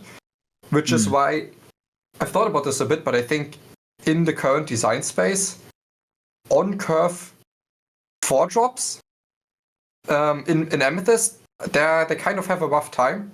I think Gold is still a good card that's played a lot of purple decks, but it's played because it's a good late game card, not because it's a good turn 4 card. I think because of that, probably there's no need for the bell effect on 4. I think the bell effect on 5 is fine, because on 4 you have other stuff to do. And is the bell effect is mostly played to win the Genie mirror, right? It's like a... Yeah, I mean, that's what it's played for right now, but I think this...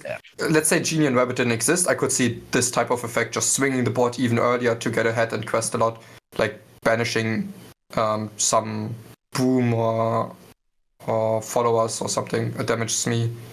Mm-hmm. Yep. The next one is Archimedes. It's like 2-cost inkable 2/2 quest for 1. Ooh, I know this language. Moyen, you want to read this one out? It's every time this is chosen by an opposing action or ability, you draw a card. You may draw a card. Opposing. Yeah. So if this is brawled, you get a card out of it, right? Or if this is removed, not challenged, right? So if you play this and you never exert this, then Man, if my opponent brawled this, I would die a happy man.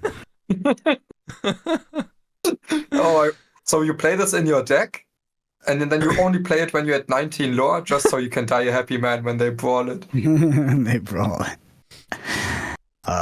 Yeah. So why would my opponent choose this for any action or ability? Like, it's not like this 2-cost 2/2 quest for 1 is so threatening they have to do something for it. I have action bodyguard. All your actions must target my my Archimedes. I mean, if there was an effect in the game like that, then maybe, but I don't think there is, right? Well, it's a weird card, right? It's really weird. Maybe it's a good shift target, because if they get rid of it, you at least draw a card. So, like, the shifting is the only way to make this threatening, right? If there's, like, a bigger Archimedes you want to play. There is one, it's right? One of there's the like an weirdest evasive design cards I've seen in Lorcana, actually. Yeah. Okay. Next one is just the vanilla 3-cost inkable 4/3. I love how they make vanilla characters like this. Like there's a limited format, but there's not. You know. It's like, there is a shift 3 Archimedes that's like an evasive 1/4 with Challenger 3. Quest for 2, right? Yeah. Yeah, so maybe this Archimedes is sticky, so then we can play like a sticky evasive that can counter evasives. But yeah, okay, probably still not good. Yeah, this art is wild. Yeah, Mufasa, it's Amethyst Steel, 7-cost inkable 5/7 quest for 2, shift 5, evasive, resist +1. I can't think of any good. I mean, I'm pretty sure we get like a 4-cost inkable 4/4 vanilla Mufasa, but the problem is I don't think there's any other good. I don't think there's any other good Mufasas that we want to shift on. And if we're not shifting this card, this card. And even if I shift this on a 1-drop, I'm not happy. Yeah. If I shift 5, maybe in like Genie metas, like getting out of hand. But you know what else is shift 5? What? Cinderella. True. Okay. Yeah. And I know Cinderella is not evasive, but Cinderella is, I think, a lot more than this is. I agree. I mean, I think a fundamentally better card, but in a meta where Genies were out of hand and Amethyst is everywhere, and you can shift this on 1, maybe. Yeah, I could see a scene play. Yeah, and also this has a very good stat line against Maui Half Shark. Can perfectly take it out and survive on 1. That's true. Yeah. The next one is Magical Maneuvers, 2-cost inkable Amethyst action card. Return chosen character of yours to your hand. Exert chosen character. This one seems interesting to me. It's Tekar synergy. It's what? Tekar synergy. Oh, Tekar synergy. Yeah, Tekar. Yeah. Tekar. Oh, it's turn 20 and set 7 Lorcana. What will we do? Whoa, where are we? I mean, this card is not good. It's like a combo, like a combo card, right, or something like that. That is going to the giant cobra.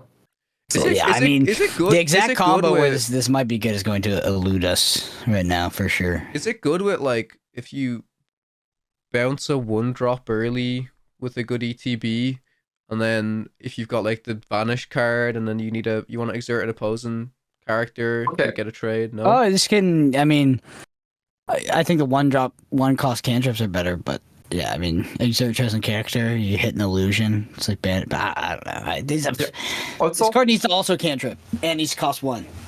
Yes, you're right with all of those things. I was just going in because cover said a 1-drop with a good. Yeah, I know. And so basically after Lamb Chop's top 4 with Pleakley, I looked at Pleakley. I was like, oh, if I can just, so he was playing like the 4 Simbas and the Pleakleys, and I was like, okay, I guess there's some value you get out of the 1-drop enter the on play effect before you Pleakley. Did you look at all of the 1-drops? What else can I do with this? Pleakley actually is good if you have something like that. It's like, is there any 1-drop that can like actually do something before you Pleakley it? And it turns out not really. It's like the Simba is actually one of the best ones, and then the 1-drop Pluto that exerts to play it earlier, it's like actually really good with it, but you have to play Amber Sapphire for that. Yeah. So that was the other issue. There's like I think there's an uninkable one where like if you have a pirate, deal 1 damage or something. So what you're saying is there's no good 1-drops with on-play abilities, right? I think that's maybe something they're also trying to avoid, to have 1-drops with good on the plays. I guess that makes sense. The next card is Gruinge? I don't know what this character is from. What movie is that? Okay, yeah. Okay, I think it's Treasure Planet, probably, I'd guess. 2-cost inkable 2/2 quest rule. Whenever this character quests, you pay 1 less for the next action you play this turn. Nope. I mean, it doesn't even make up for the overpaying. Like, we basically overpaid at least 1 for this, and it just gives us 1 cost reduction. I think we gotta hit some of the unplayable ones with the nopes. Yeah. Yep. I like this guy's name though. That's a good cat name. Oh man. Thomas O'Malley? Yeah, that's a great cat name. This is Thomas O'Malley. Yeah, this is just Ward. This is like whatever. We've seen a card like this before. Nah, Ward 4/2. Ward is good on characters that don't have to exert, and is also better on characters that have high quest value. So this is either of those. But this is good against Amber Steel, because they can not target it, and you can exert it because they're using 4 willpower guys to set up Rapunzel. This has 4 strength. Grab your swords next. They don't play Grab Your Swords. They actually don't play Grab Your Swords. They haven't played Grab Your Swords for. This card is bad. This card is bad. Okay, Pete. Whenever you play an action that isn't a song, you may banish chosen item. An action that isn't a song. Hey.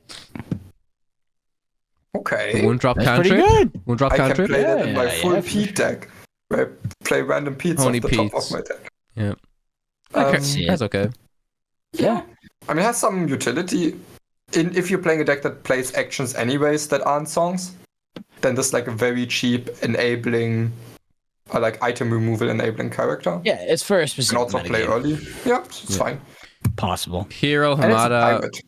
I think this card's bad. When you play a flipboard character on this card, draw a card. What do we play on top of this? It's Universal Shift, Brendan. I don't think you've seen. There's a new mechanic in the game. Universal Shift is you can shift the card onto any character in the game. Well, I don't like shifting on 3 costs for the most part. When you play a flipboard, draw a card. I guess you can, but then you have a 3 cost 3/3. No, I don't like this card. I like to see the Universal Shift. It's like whatever though. It might be the Pete before is very good if you play the Mickey Mouse shift line, where when it quests give +2 strength and no damage from combat to a pirate. There, mine's already cooking. Next we got Mad Hatter. It's Emerald Ruby dueling card, 6 cost inkable 3/5 quest for 2. Whenever damaged character challenges another character, you may draw a card. This is also not. This isn't just whenever your damaged characters challenge the character. This is your opponent's characters as well, but I don't know. It's very expensive. Yeah, it's very expensive. I don't think so. Also, like, this deck is currently predicated mostly on evasives. I think so, right? Ruby. Yeah. So First thought would be no. I don't think that the sharpshooter deck. Yeah. Next one's Yokai. Yep. Emerald, Sapphire, 2-cost inkable, 1/2 quest for 1. You pay 1 less to play shift characters.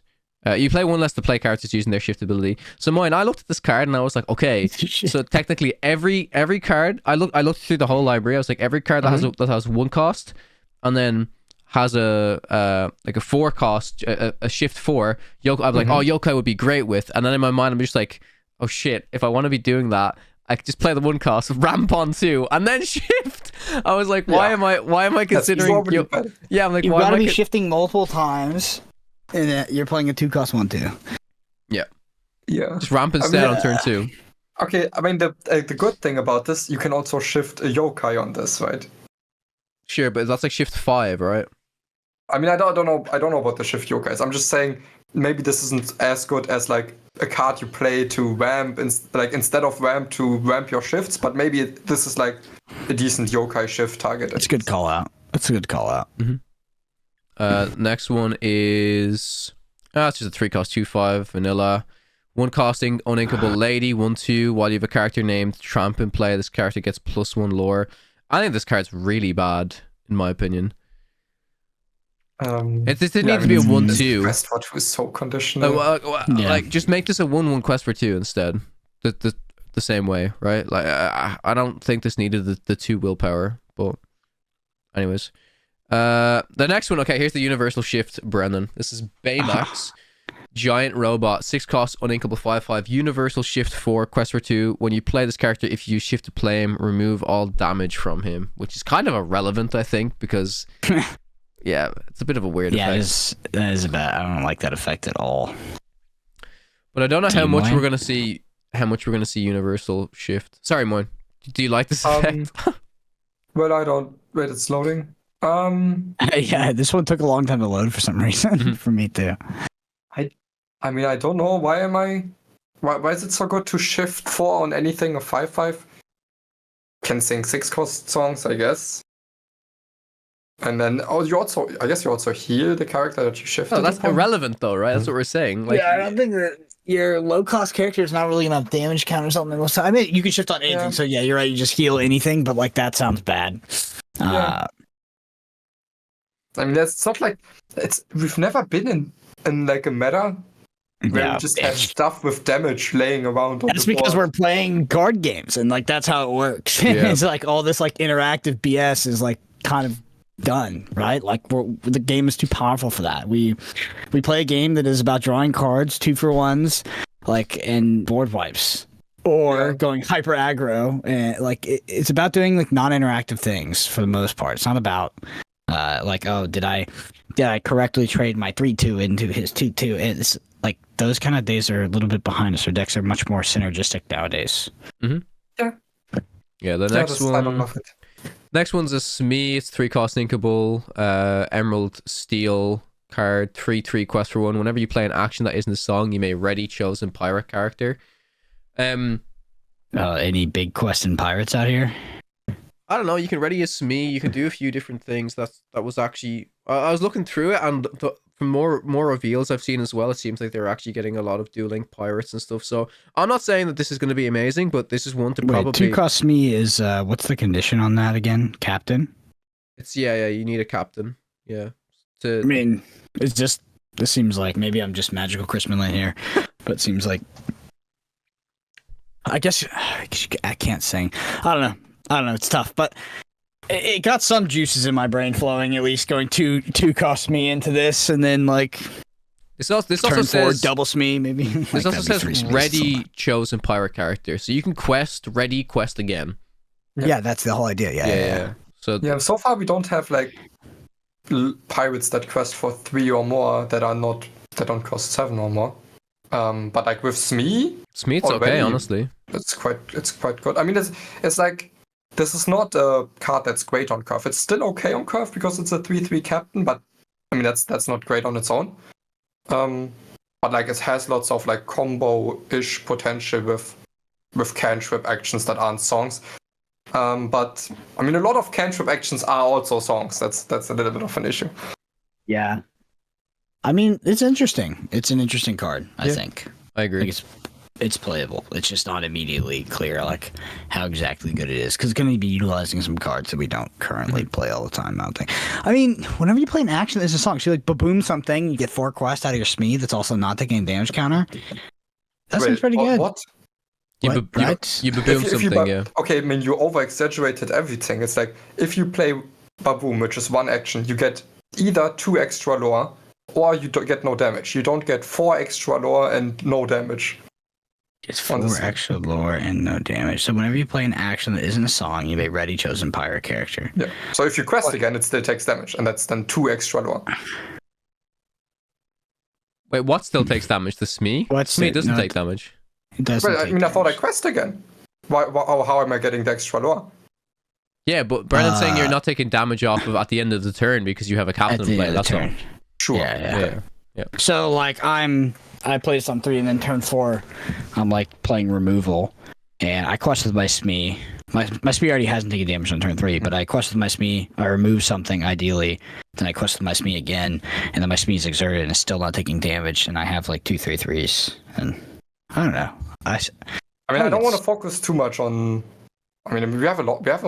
I guess we don't have that many great captains. Like, we have the John Silver, which is a pretty all-white card. That's also an inkable 3/3 captain. Mm-hmm. But to me, it's not. It's really not about this like early curve into this. You think it's about some late combo I stuff? think getting 2 quests out of like babooms seems powerful. If I have SME on board. I don't think for that type of effect I'm like playing this inkable 3/3. But like it has combo potential later. That's what has me most excited. So you're looking like more like OTK combo, or what kind of combo, or just like value combo? I mean, maybe like mid-range value combo, so you gain enough lore so you can pressure gain. Yeah. All right, yeah. The next one is just Tramp. It's a Emerald card, 2 cost inkable 1/3. If you have a character named Lady, cost 1 less to play this, and then when you play this character, chosen character of yours gets +1 strength this turn for each other character you have in play. Meh. Seems kind of bad. Multi-condition, just like cards that are already not really being played. I think the Tramp, was that the yellow green one that we saw earlier? Was that a Tramp? That was Lady. Lady, yeah, okay. Yep. I don't know. I would pass that one. Okay, Moy, next one. It's still a 2-drop that gives at least 1 strength if you play it on a 1-drop. Next one is interesting. I mean, let's say I don't know. Probably not. But I mean, so far, all of the cards that like help me challenge, they cost at least 3. So I think it's very notable that now we have a 2-drop that actually gives strength. We had Megra as well, right? Gives +1 strength from set 1. Oh, I forgot about Megra. Yeah. How could you forget? But yeah, Moin, we'll need you to translate the next one because I think this card was actually quite interesting from what I remember. It's 4 cost, uninkable 3/3, quest for 2. What's it do? It says damaged characters cannot challenge your characters. Damaged characters cannot challenge your characters. Why is green so much about damaging the characters? It's not very good. I feel like this whole set is about damage and damage counters. But it's been a little bit like that before, right? Didn't we have like Prince John that banishes damaged characters? Yeah, because you want to do green steel. That's why it's trying to. I don't know. Leaving up damaged characters is just inherently worse than killing them. Like we can never really make it work. Yeah, I agree. Next one is just a 2/3. 2 cost, 3/2 vanilla. The next one, it's another Emerald Steel Pirate. It's a Pete, 6 cost uninkable. 6 cost inkable 5/5 quest for 2 shift 4. While this character is exerted, opposing characters can't exert to sing songs, and your pirate characters gain resist +1. Ooh, is that playable? I mean, shift 4. Yeah. Pete on turn 3 into this. Shift it on your Pete, just like keep like try to time lock them like over and over. I guess again. Amber Steel, you just no actions, and then you quest with this, leave it exerted. Oh, sorry, you can't sing songs. Well, it's also this also gains resist, right? Yep. That's pretty good. So because I was scared it was going to say your other pirates, and then this is still so easy to take out. But this is like a 5/5 resist 1, quite beefy. Yeah. If you're shifting on 4 as well. And you're getting that Pete effect can. Technically, Or yeah. no, opposing characters can exert a thing, but they can still play B prep and stuff. Okay. Yeah, they can still like play hard play the songs. But this is a good shift on top of your Pete, in my opinion, right? This seems solid. I think if it had the same effect as Pete, I would be inclined, but I don't know if I like this effect that much. I think it's pretty good in like the aggro mirror sport based matchups. I think this is awful against any deck that plays B prep. Yep. And that's like over half the metagame, so I don't know how many of these you could have in your deck reasonably. Where Pete is just such a first. You don't know. Maybe at some point the meta B prep's unplayable. Yeah, it's never gonna happen. Maybe.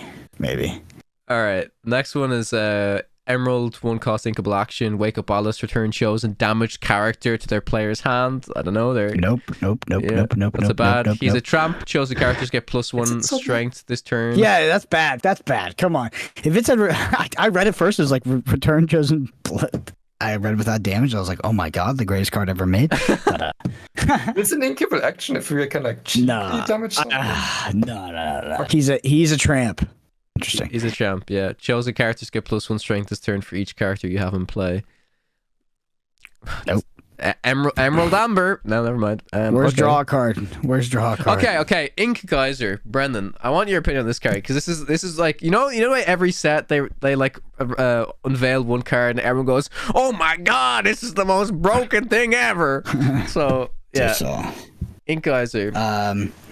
This card is good, but it's an uninkable card, and it's not applicable in some matchups where it would be an absolutely dead card.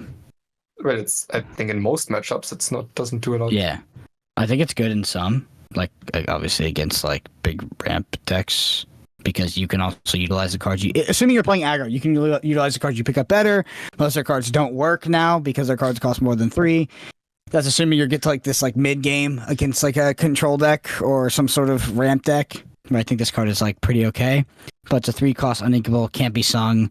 Like I just don't think this card is going to actually be playable. Although I think the effect is strong in some matchups. Honestly, I think this card will see play. This card can see play though. Like let's say that somehow Emerald Sapphire is not an unplayable deck. Mm-hmm. You're going to a tournament. You reasonably expect this much, like the metagame to be 40% like Ruby Sapphire Blurple. I think you could throw in a couple, like one of these or so into your deck. I think it could be impactful if you like maybe aggroed Mulligan for it or something like that. I think that it has application into very specific metagames, but it just comes back to it's an uninkable tech card that is like absolutely atrocious in some matchups, which is just not playable. I mean, I mostly agree, but I see the card from a different perspective than you, I think. I don't see it as like a tech card in an aggro deck because they can then keep being aggressive even if they're flowing. I more see this as like a tech card for slow deck to lock out the game. So maybe something like the moment you get ahead and like you play a big character, at the end of your turn you play Ink Geyser, and your opponent, while they can do stuff, they can't catch up to your Tamatoa questing each turn and giving you like advantage now or like questing. That's a cool use case for sure. I didn't really think about it that way. I was also like, oh yeah, like right after you B prep you play this, but yeah, obviously that's not gonna. Yeah, but it's more. Also, it wouldn't be as good because you want to maintain superiority on board. Yeah, or maybe you play like you force your opponent to B prep you by making a white board, and then you play mana Ink Geyser. Deal with this with 3 ink. So, something like that is. I think that's like the only use case I see for it, and which I still don't think is like will happen a lot. Or I don't think this is a great card, but I think that's the main way I see it used. I could see an aggro deck using this as like a 1 or 2 of tech card into a heavy control like metagame or something. I don't know. And yeah, then it would be like, okay, my opponent's on 6 ink. I play this because I already have a huge board, so they can't be prep me. It's like that's the other way I guess you could use it. And they also can't play like their, impactful, challenging characters. Even like you like kind of take them a turn off Maui, which often with like a Emerald Sapphire deck. That would be like that. That's a significant portion of time, right? So another or some more conversation about this that I followed was like you can play like you can have a quill down. Quill. Or, like, I was about to say quill. Yeah. Or play like a few sails before you play Ink Geyser, and then you immediately go up in ink again. To me, that's the less likely, more conditional way to use a card like this. Mm-hmm. It's a cool card, though. It's a cool design. It's like very new, very fresh. But I can never really get behind such quick outrage about a card that's so interesting and so difficult to understand. I'm so happy I'm not on Twitter much anymore because I didn't see any of that outrage. So it's like probably people said they were going to leave the game, Brendan. I hate the archetype that this might go into. Don't get me wrong; it's like not fun to play against, and it's just like 90 degree. But in terms of like what I wanted to see dueling cards do, this encapsulates exactly the kind of design space I would like to see dueling cards hold in this game. Yeah, so like some very interesting. Yeah, very interesting, niche, impactful. Like, and just like it's not like it's all encompassing too, but yeah, I think this is a very cool card. I agree. Yep. The next card we have is the Matchmaker, 4-cost, inkable, 4/3. Whenever this character challenges another character, each opponent loses 1 lore. Seems pretty bad. Then we got the Nahi, 3-cost, inkable, 3/2, Ruby Steel, Reckless, resist +1. Resist 2. Reckless, resist +2, yeah. I don't know, I mean, obviously this is inkable and stuff, but I just look at Calhoun instead, and I just like Calhoun way better, but... Resist 2 is a lot of resist, I guess. Yeah. I don't know. Yeah, but it's just a 3. This is just a 3-cost 3/4 then, kind of. I know it's not. You're playing a different game if you're playing 3/2 Recklesses that don't quest and like you're trying to interact with your opponent like that. I think. But it's kind of what Ruby Steel can do, right? They're good at challenging. This does fit their identity. Sure. I think one problem with this is, like one of the directions Ruby Steel was going this set is you can like play One Last Hope on a hero and then like re-ready it a couple times with re-readying effects like Raya or Fan the Flames or like the 2-cost song that also cantrips. So if I could do that with this, that would be pretty good. But it only works on heroes, and this is not a hero, the One Last Hope. Yeah, it's not a hero, so... So yeah, even that application kind of falls out of the window. Yeah, the next one is the Bell we already talked about, which is the Ruby Sapphire one. Then we got Card Soldiers. This is a 1-cost inkable 1/2 Ruby card, quest for 1. And I cannot for the life of me remember the condition of this. Damage character in play, this character gets +2 strength. Oh. So then it's a 3/2. Is this okay if you do this into Mother Gothel? No? It's okay. It's a 3/2. So the problem with this type of effect, which is when a damage character is in play, it has +2 strength, is usually you will still always will fear exerting it, because the moment you exert it, they might play removal on your only damaged character and then trade this. So you don't have like the certainty of, they definitely cannot trade into this because it's a 3/2. Yeah, I actually need to confirm as well. I'm not sure if you have a damaged character in play or if there is a damaged character in play. I don't know how much different that makes it. It probably is actually quite important, but yeah. Anyways, interesting card. Yeah, but it looks like maybe it's just like when a damaged character is in play, but I don't think it changes that much. Yeah.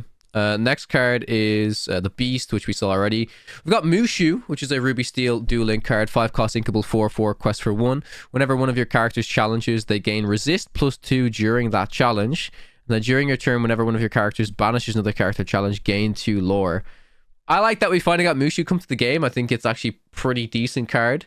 People have been saying like, you can use Mushu with like Scar, the big Scar, to do some like your Scar takes like barely any damage and just kind of clears out the board, gains loads of lore. So that's it. That sounds kind of cool, right? But maybe that's too Magical Christmas Land. Maybe it's not. But I think Mushu's like a interesting card for sure. And it's a 5-cost 4/4, which is maybe a little bit difficult to remove. Yeah, it's like pellet stats.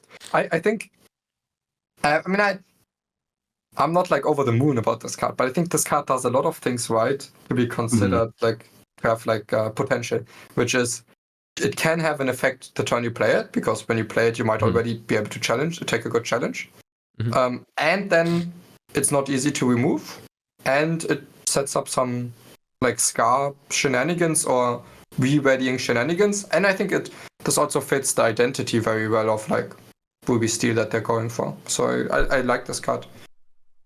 Yeah, I like it a lot. I'd agree. Next one's Mulan's, another Ruby Steel, 7 cost inkable, 5/6, cost for 2, shift 5, evasive.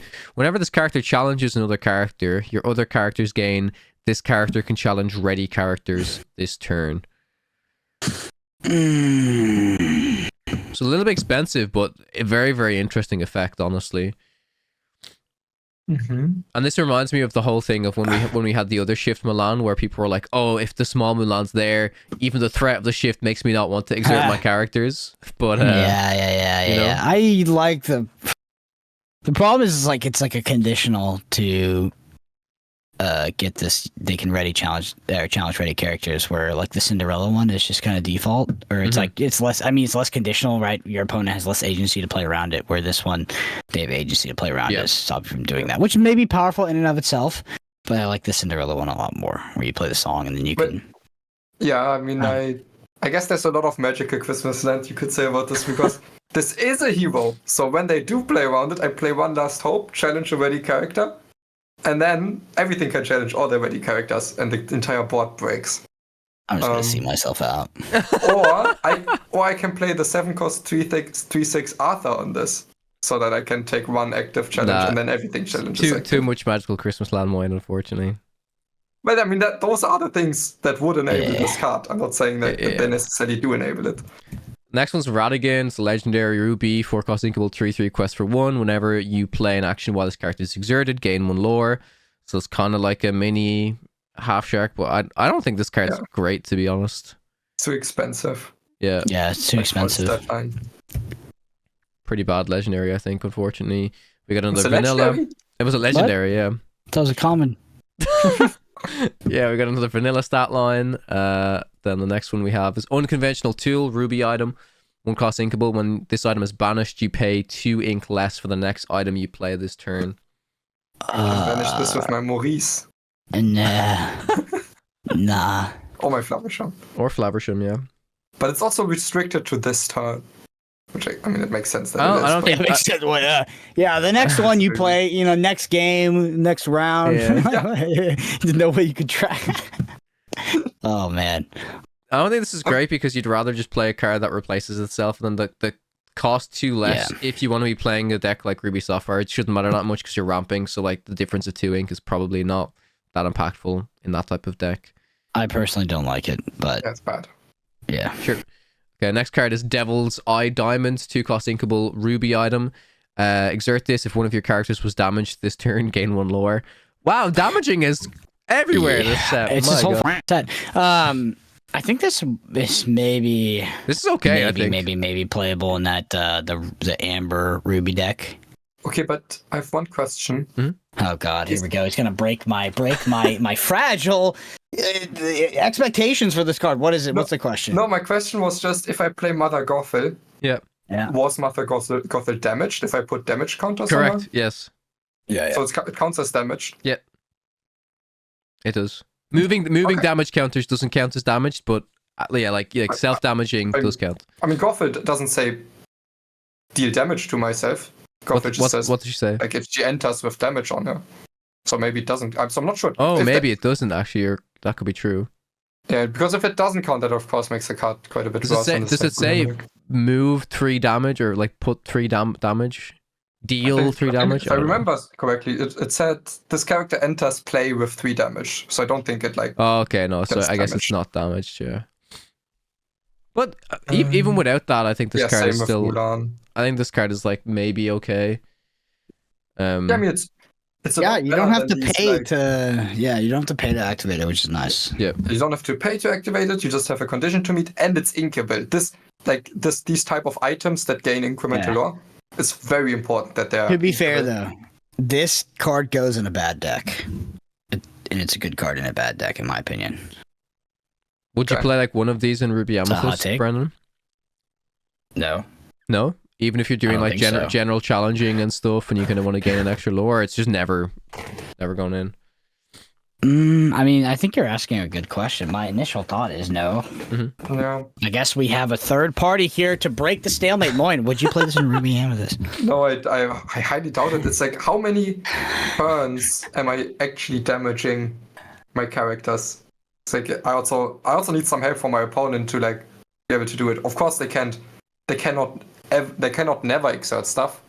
In my Ruby Amethyst, I can play Elsa to like tap some of the character and then take a trade and something's damaged. But I think a lot of the time I'd rather play something that actually generates tempo over an item that like sometimes gains me a lot or sometimes doesn't. I think that's fair. Yeah. I might play this in the damage your own stuff deck, you know. That's what we're saying. The damage your own stuff.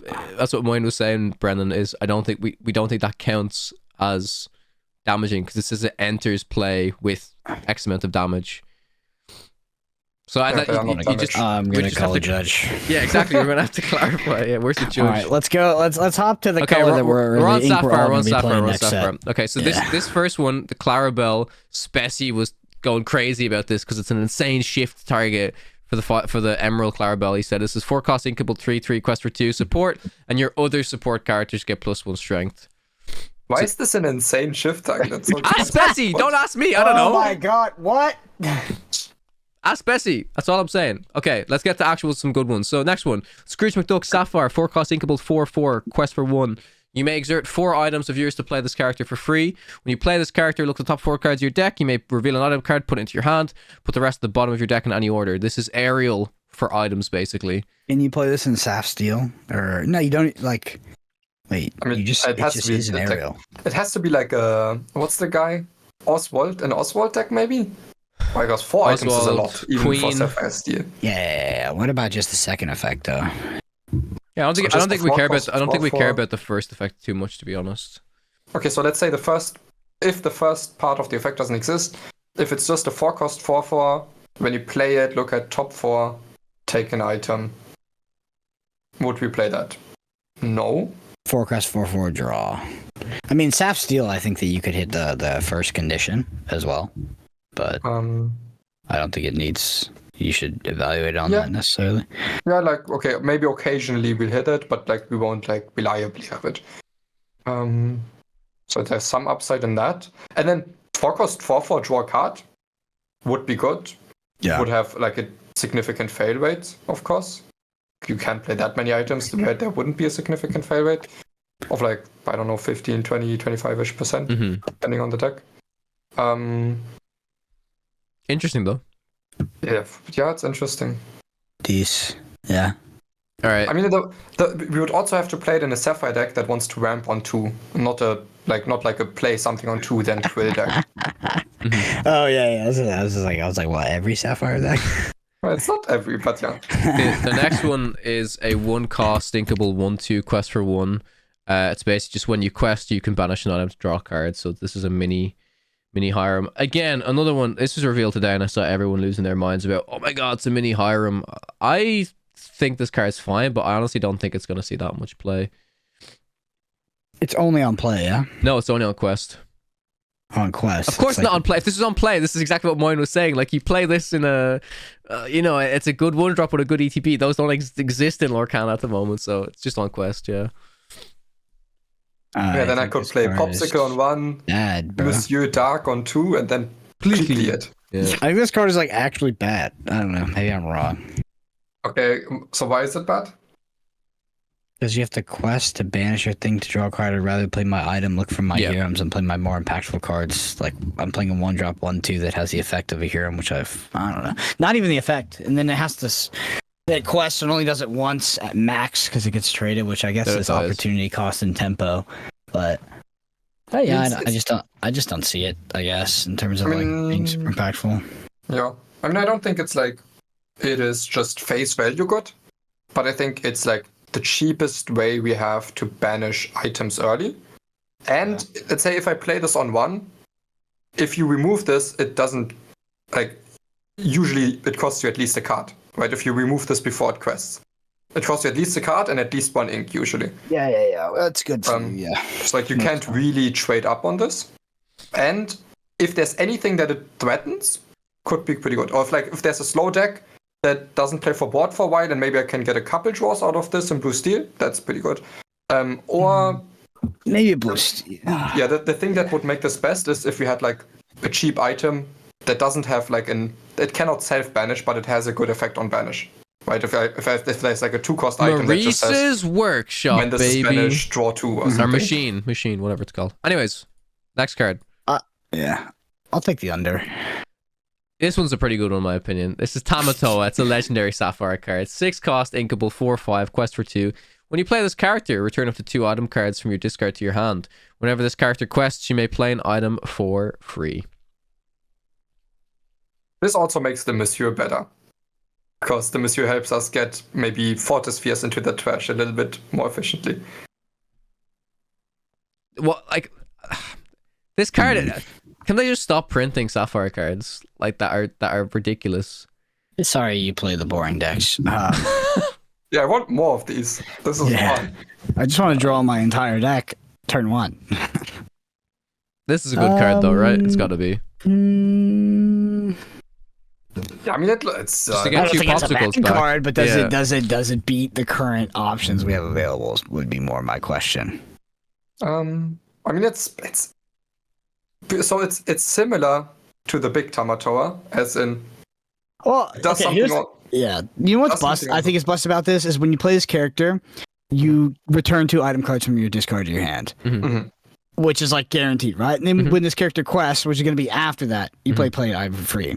So if you can like reasonably discard your like a lucky dime or something expensive like that to pay for another cost, like to already get a beneficial effect, right?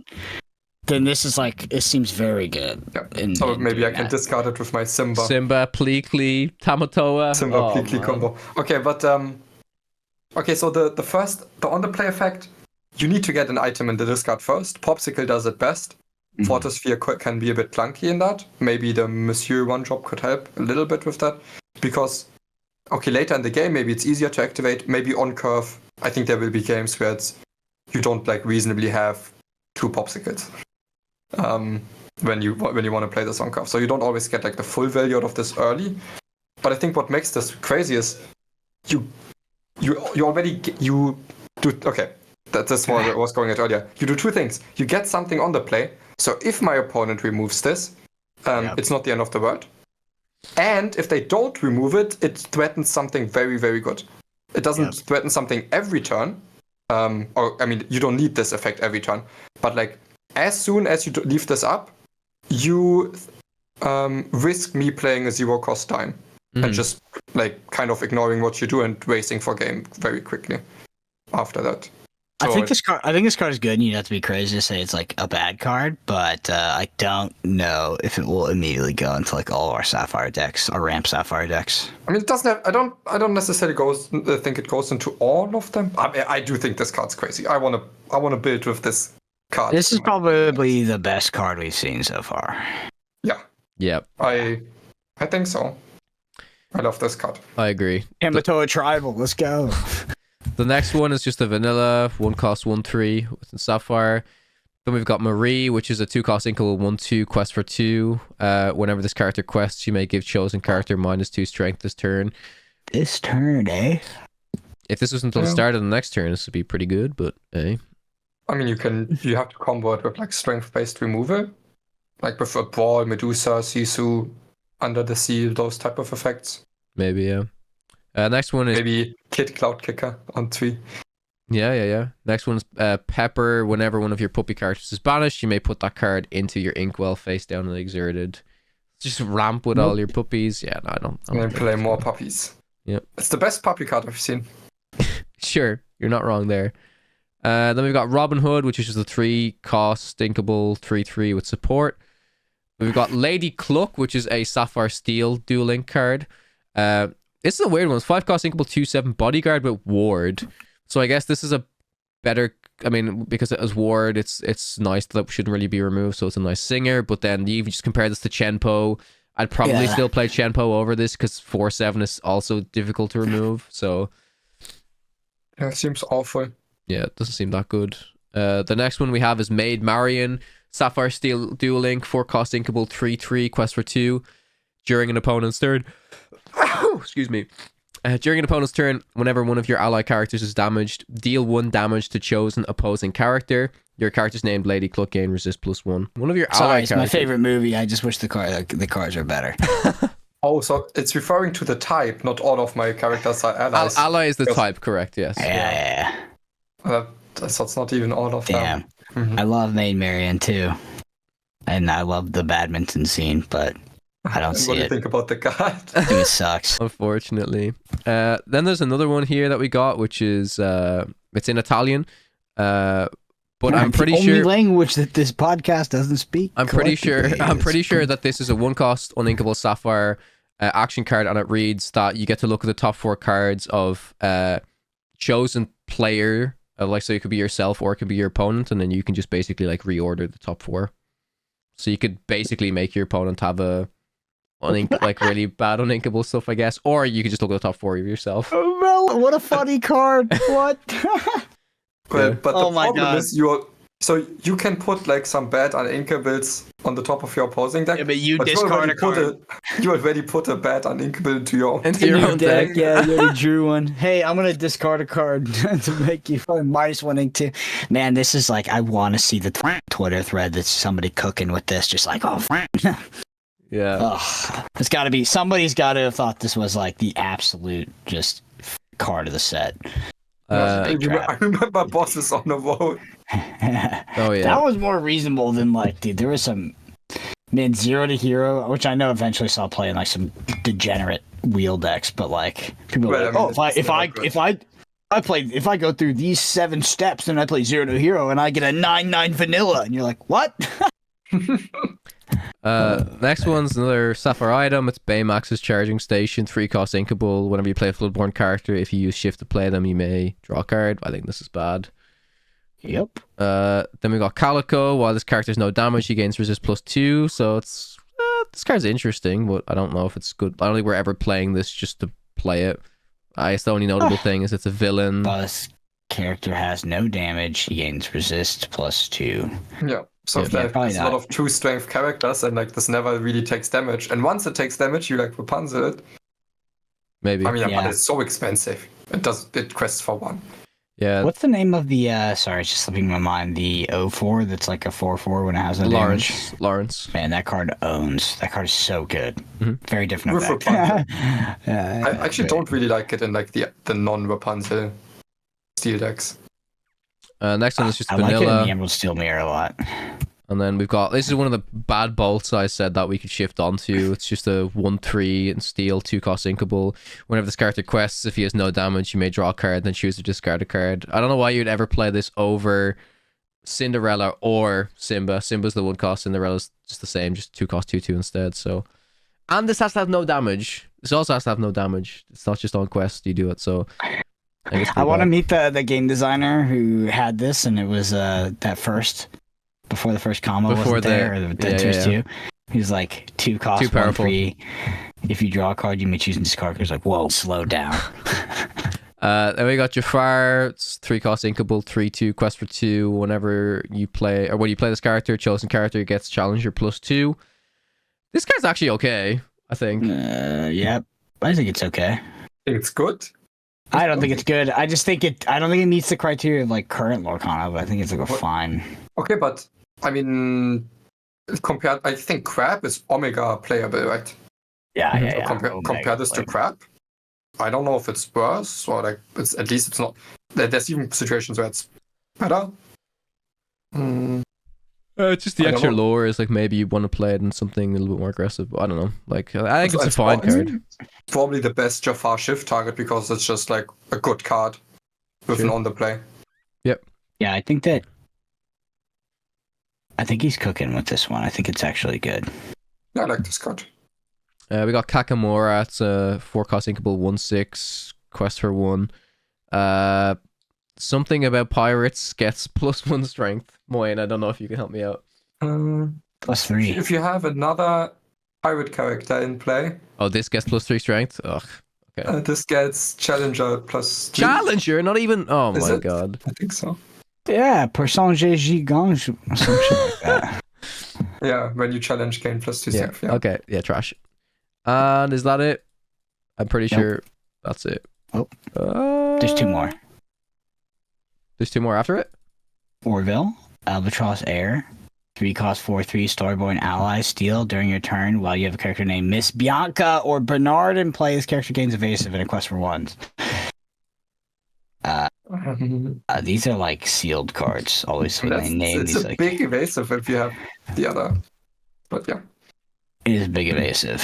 And then we have Here's Miss Bianca. It's a 6 cost. It's No. the 6 cost 5/5 quest for 1, and it says.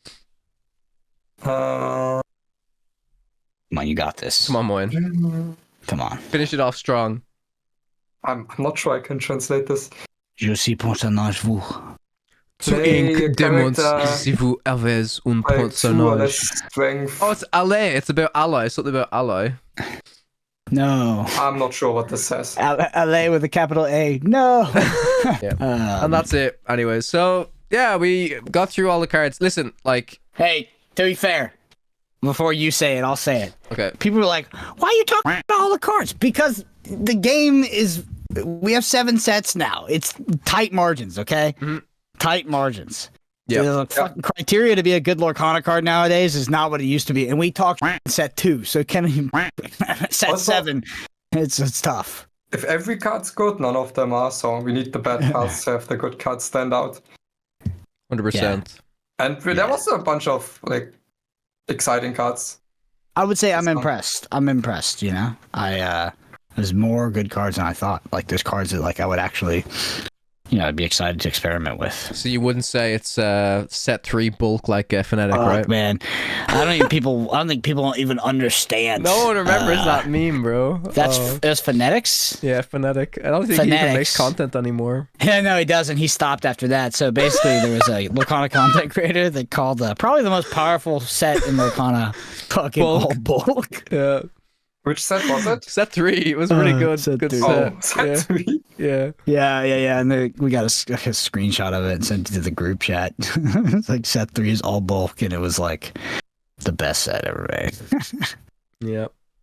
All right, guys. Good times. Yeah, excited to see the rest of the cards. I would say dueling cards. Not to be pessimistic, I was kind of looking for something else in terms of like from a game design standpoint for Duel Link. I think a few of them hit, but I would say most of them didn't. Especially the ones that like the Ruby Amethyst ones like really missed for me. But I think that's okay, trying to expand a different archetype within Ruby Amethyst because we're so focused on doing kind of one thing right now. Overall, my biggest, like what I'm most excited for is actually, this is going to sound silly too, is illusions. I also think that the steel Amethyst cards are pretty cool.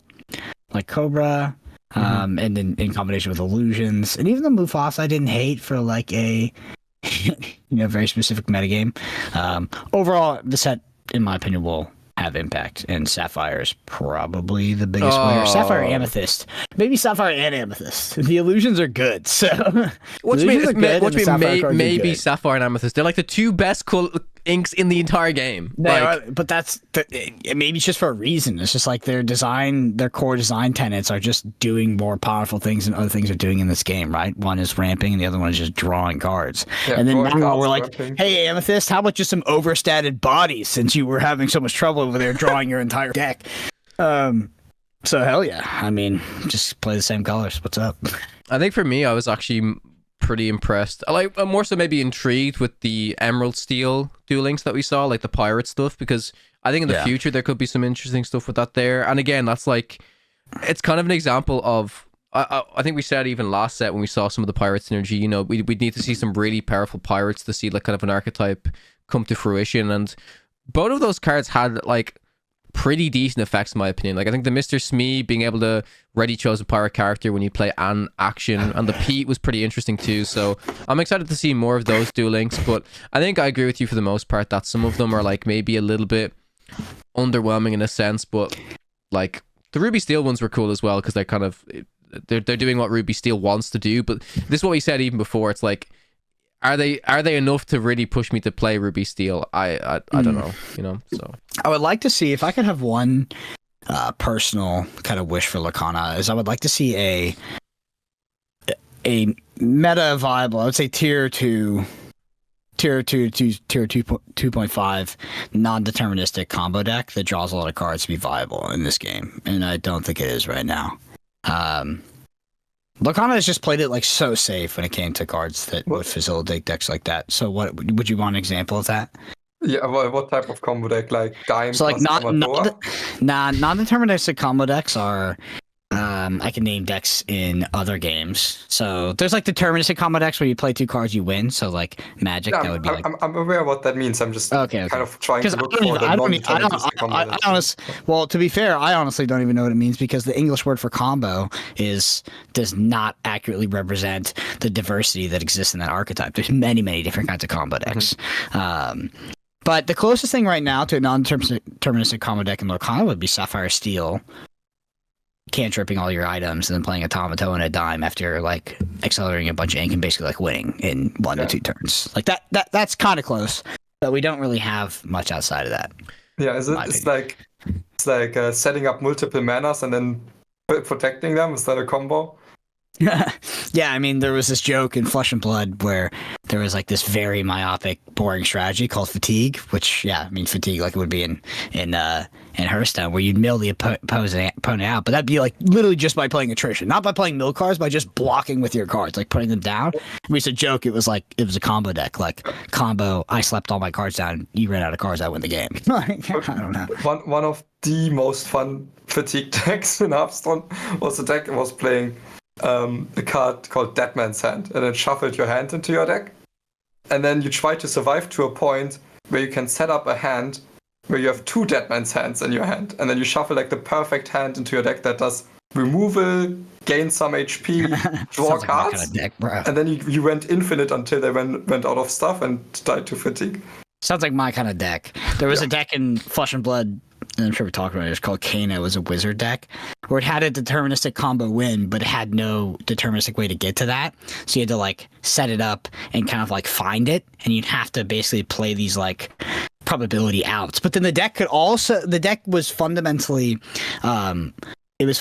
underrate in terms of like a mid-range deck. Like it always did less damage, it always was less value, but it had this like go nuclear, draw half my deck and kill you in a single turn, which was like very antithetical to Flesh and Blood design. And it was also extremely complicated. So you would like sit there for like 10-15 minutes going through all these like decision trees. You'd find the line and then you would just draw half your deck and kill them. Like it was the best deck ever. They nerfed it eventually. So my opinion on the cards that we've seen so far in the set is like, there's enough interesting, promising cards for me to be excited about.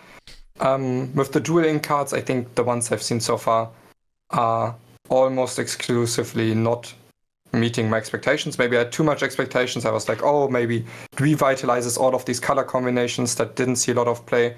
Maybe it gives like so many cool new ways to play the color combinations that we know. So far, either in the color combinations that we know, it went in the same direction, or it wasn't strong enough for me to really make me want to play it. And then in the less played color combinations, most cards that I've seen were like a little bit too gimmicky or a little bit too weak for me to really get excited about these color combinations again. And that might change with the other dual links. Maybe I've just had too much. I expected too much just from like this mechanic of dual link cards. But yeah, personally, the dual inks are the cards that have disappointed me a little bit. I thought they would push the power level on them a bit more. Like, sure, some of them are super powerful, but I thought that they kind of had room to power creep the dual links a bit. Maybe that's just bad in perpetuity for game design. But I would have thought with like, because I do believe that the less powerful ink combinations in Lorcana are not like, oh, the card quality in each ink is bad. It's like, no, the way that the sort of like design tenets that they have make them not beneficial to be put together to be like a competitive deck that's well rounded in the metagame, unless it's So I would have liked to see the dual inks take what I think are underpowered archetypes from a design standpoint. So like they're almost not going to get better because like say like Sapphire Amber, right? You print a good Sapphire card, it just never goes in Sapphire Amber. It just goes in Sapphire Ruby because it's a better combination. So I would have liked to see the dual ink of Sapphire Amber maybe like be power crept to kind of push that archetype up. And I don't think we got that. I think most dual inks are actually we could probably break them down and try to do like a break them down quantitatively, do analysis, see like if they actually are on par, but they seem just on par with regular cards in my opinion. Yeah, I agree. I think they like our expectation was kind of like maybe they are stronger because they can be played in less ink. So far, they just seem like on par, same power level. Yeah, I think I'd agree as well. Like for example, the Giant Cobra was one that we saw that was actually quite powerful, but I could still see like that's probably the best example of like a pretty powerful dual link card. But I could see that just be kind of an Amethyst card as well. Like if Duel Links wasn't kind of the theme of the set, I could still see, because you look at Raja and it's still like just like a Vanish card that's overstated. Like Giant Cobra could be similar. Maybe it's gain 1 lore instead of 2 lore or whatever. But like, yeah, I think I agree with you ultimately, Brendan. Though, like something I would be quite excited to see is like just kind of alt win conditions in Lorcana, and like they don't have to be like super gimmicky or whatever, but like I just find like that space is quite interesting to explore at times, and there's multiple different ways that you can do it, and also just kind of more types of combo decks as well. Because when you were talking about Hearthstone, one like combo decks, OTK decks, they were like my favorite types of decks, but I haven't really found like that in Lorcana so far. Like Sapphire Steel, like is probably like you said the closest thing with getting dimes up and kind of doing this 1 turn quest type of thing.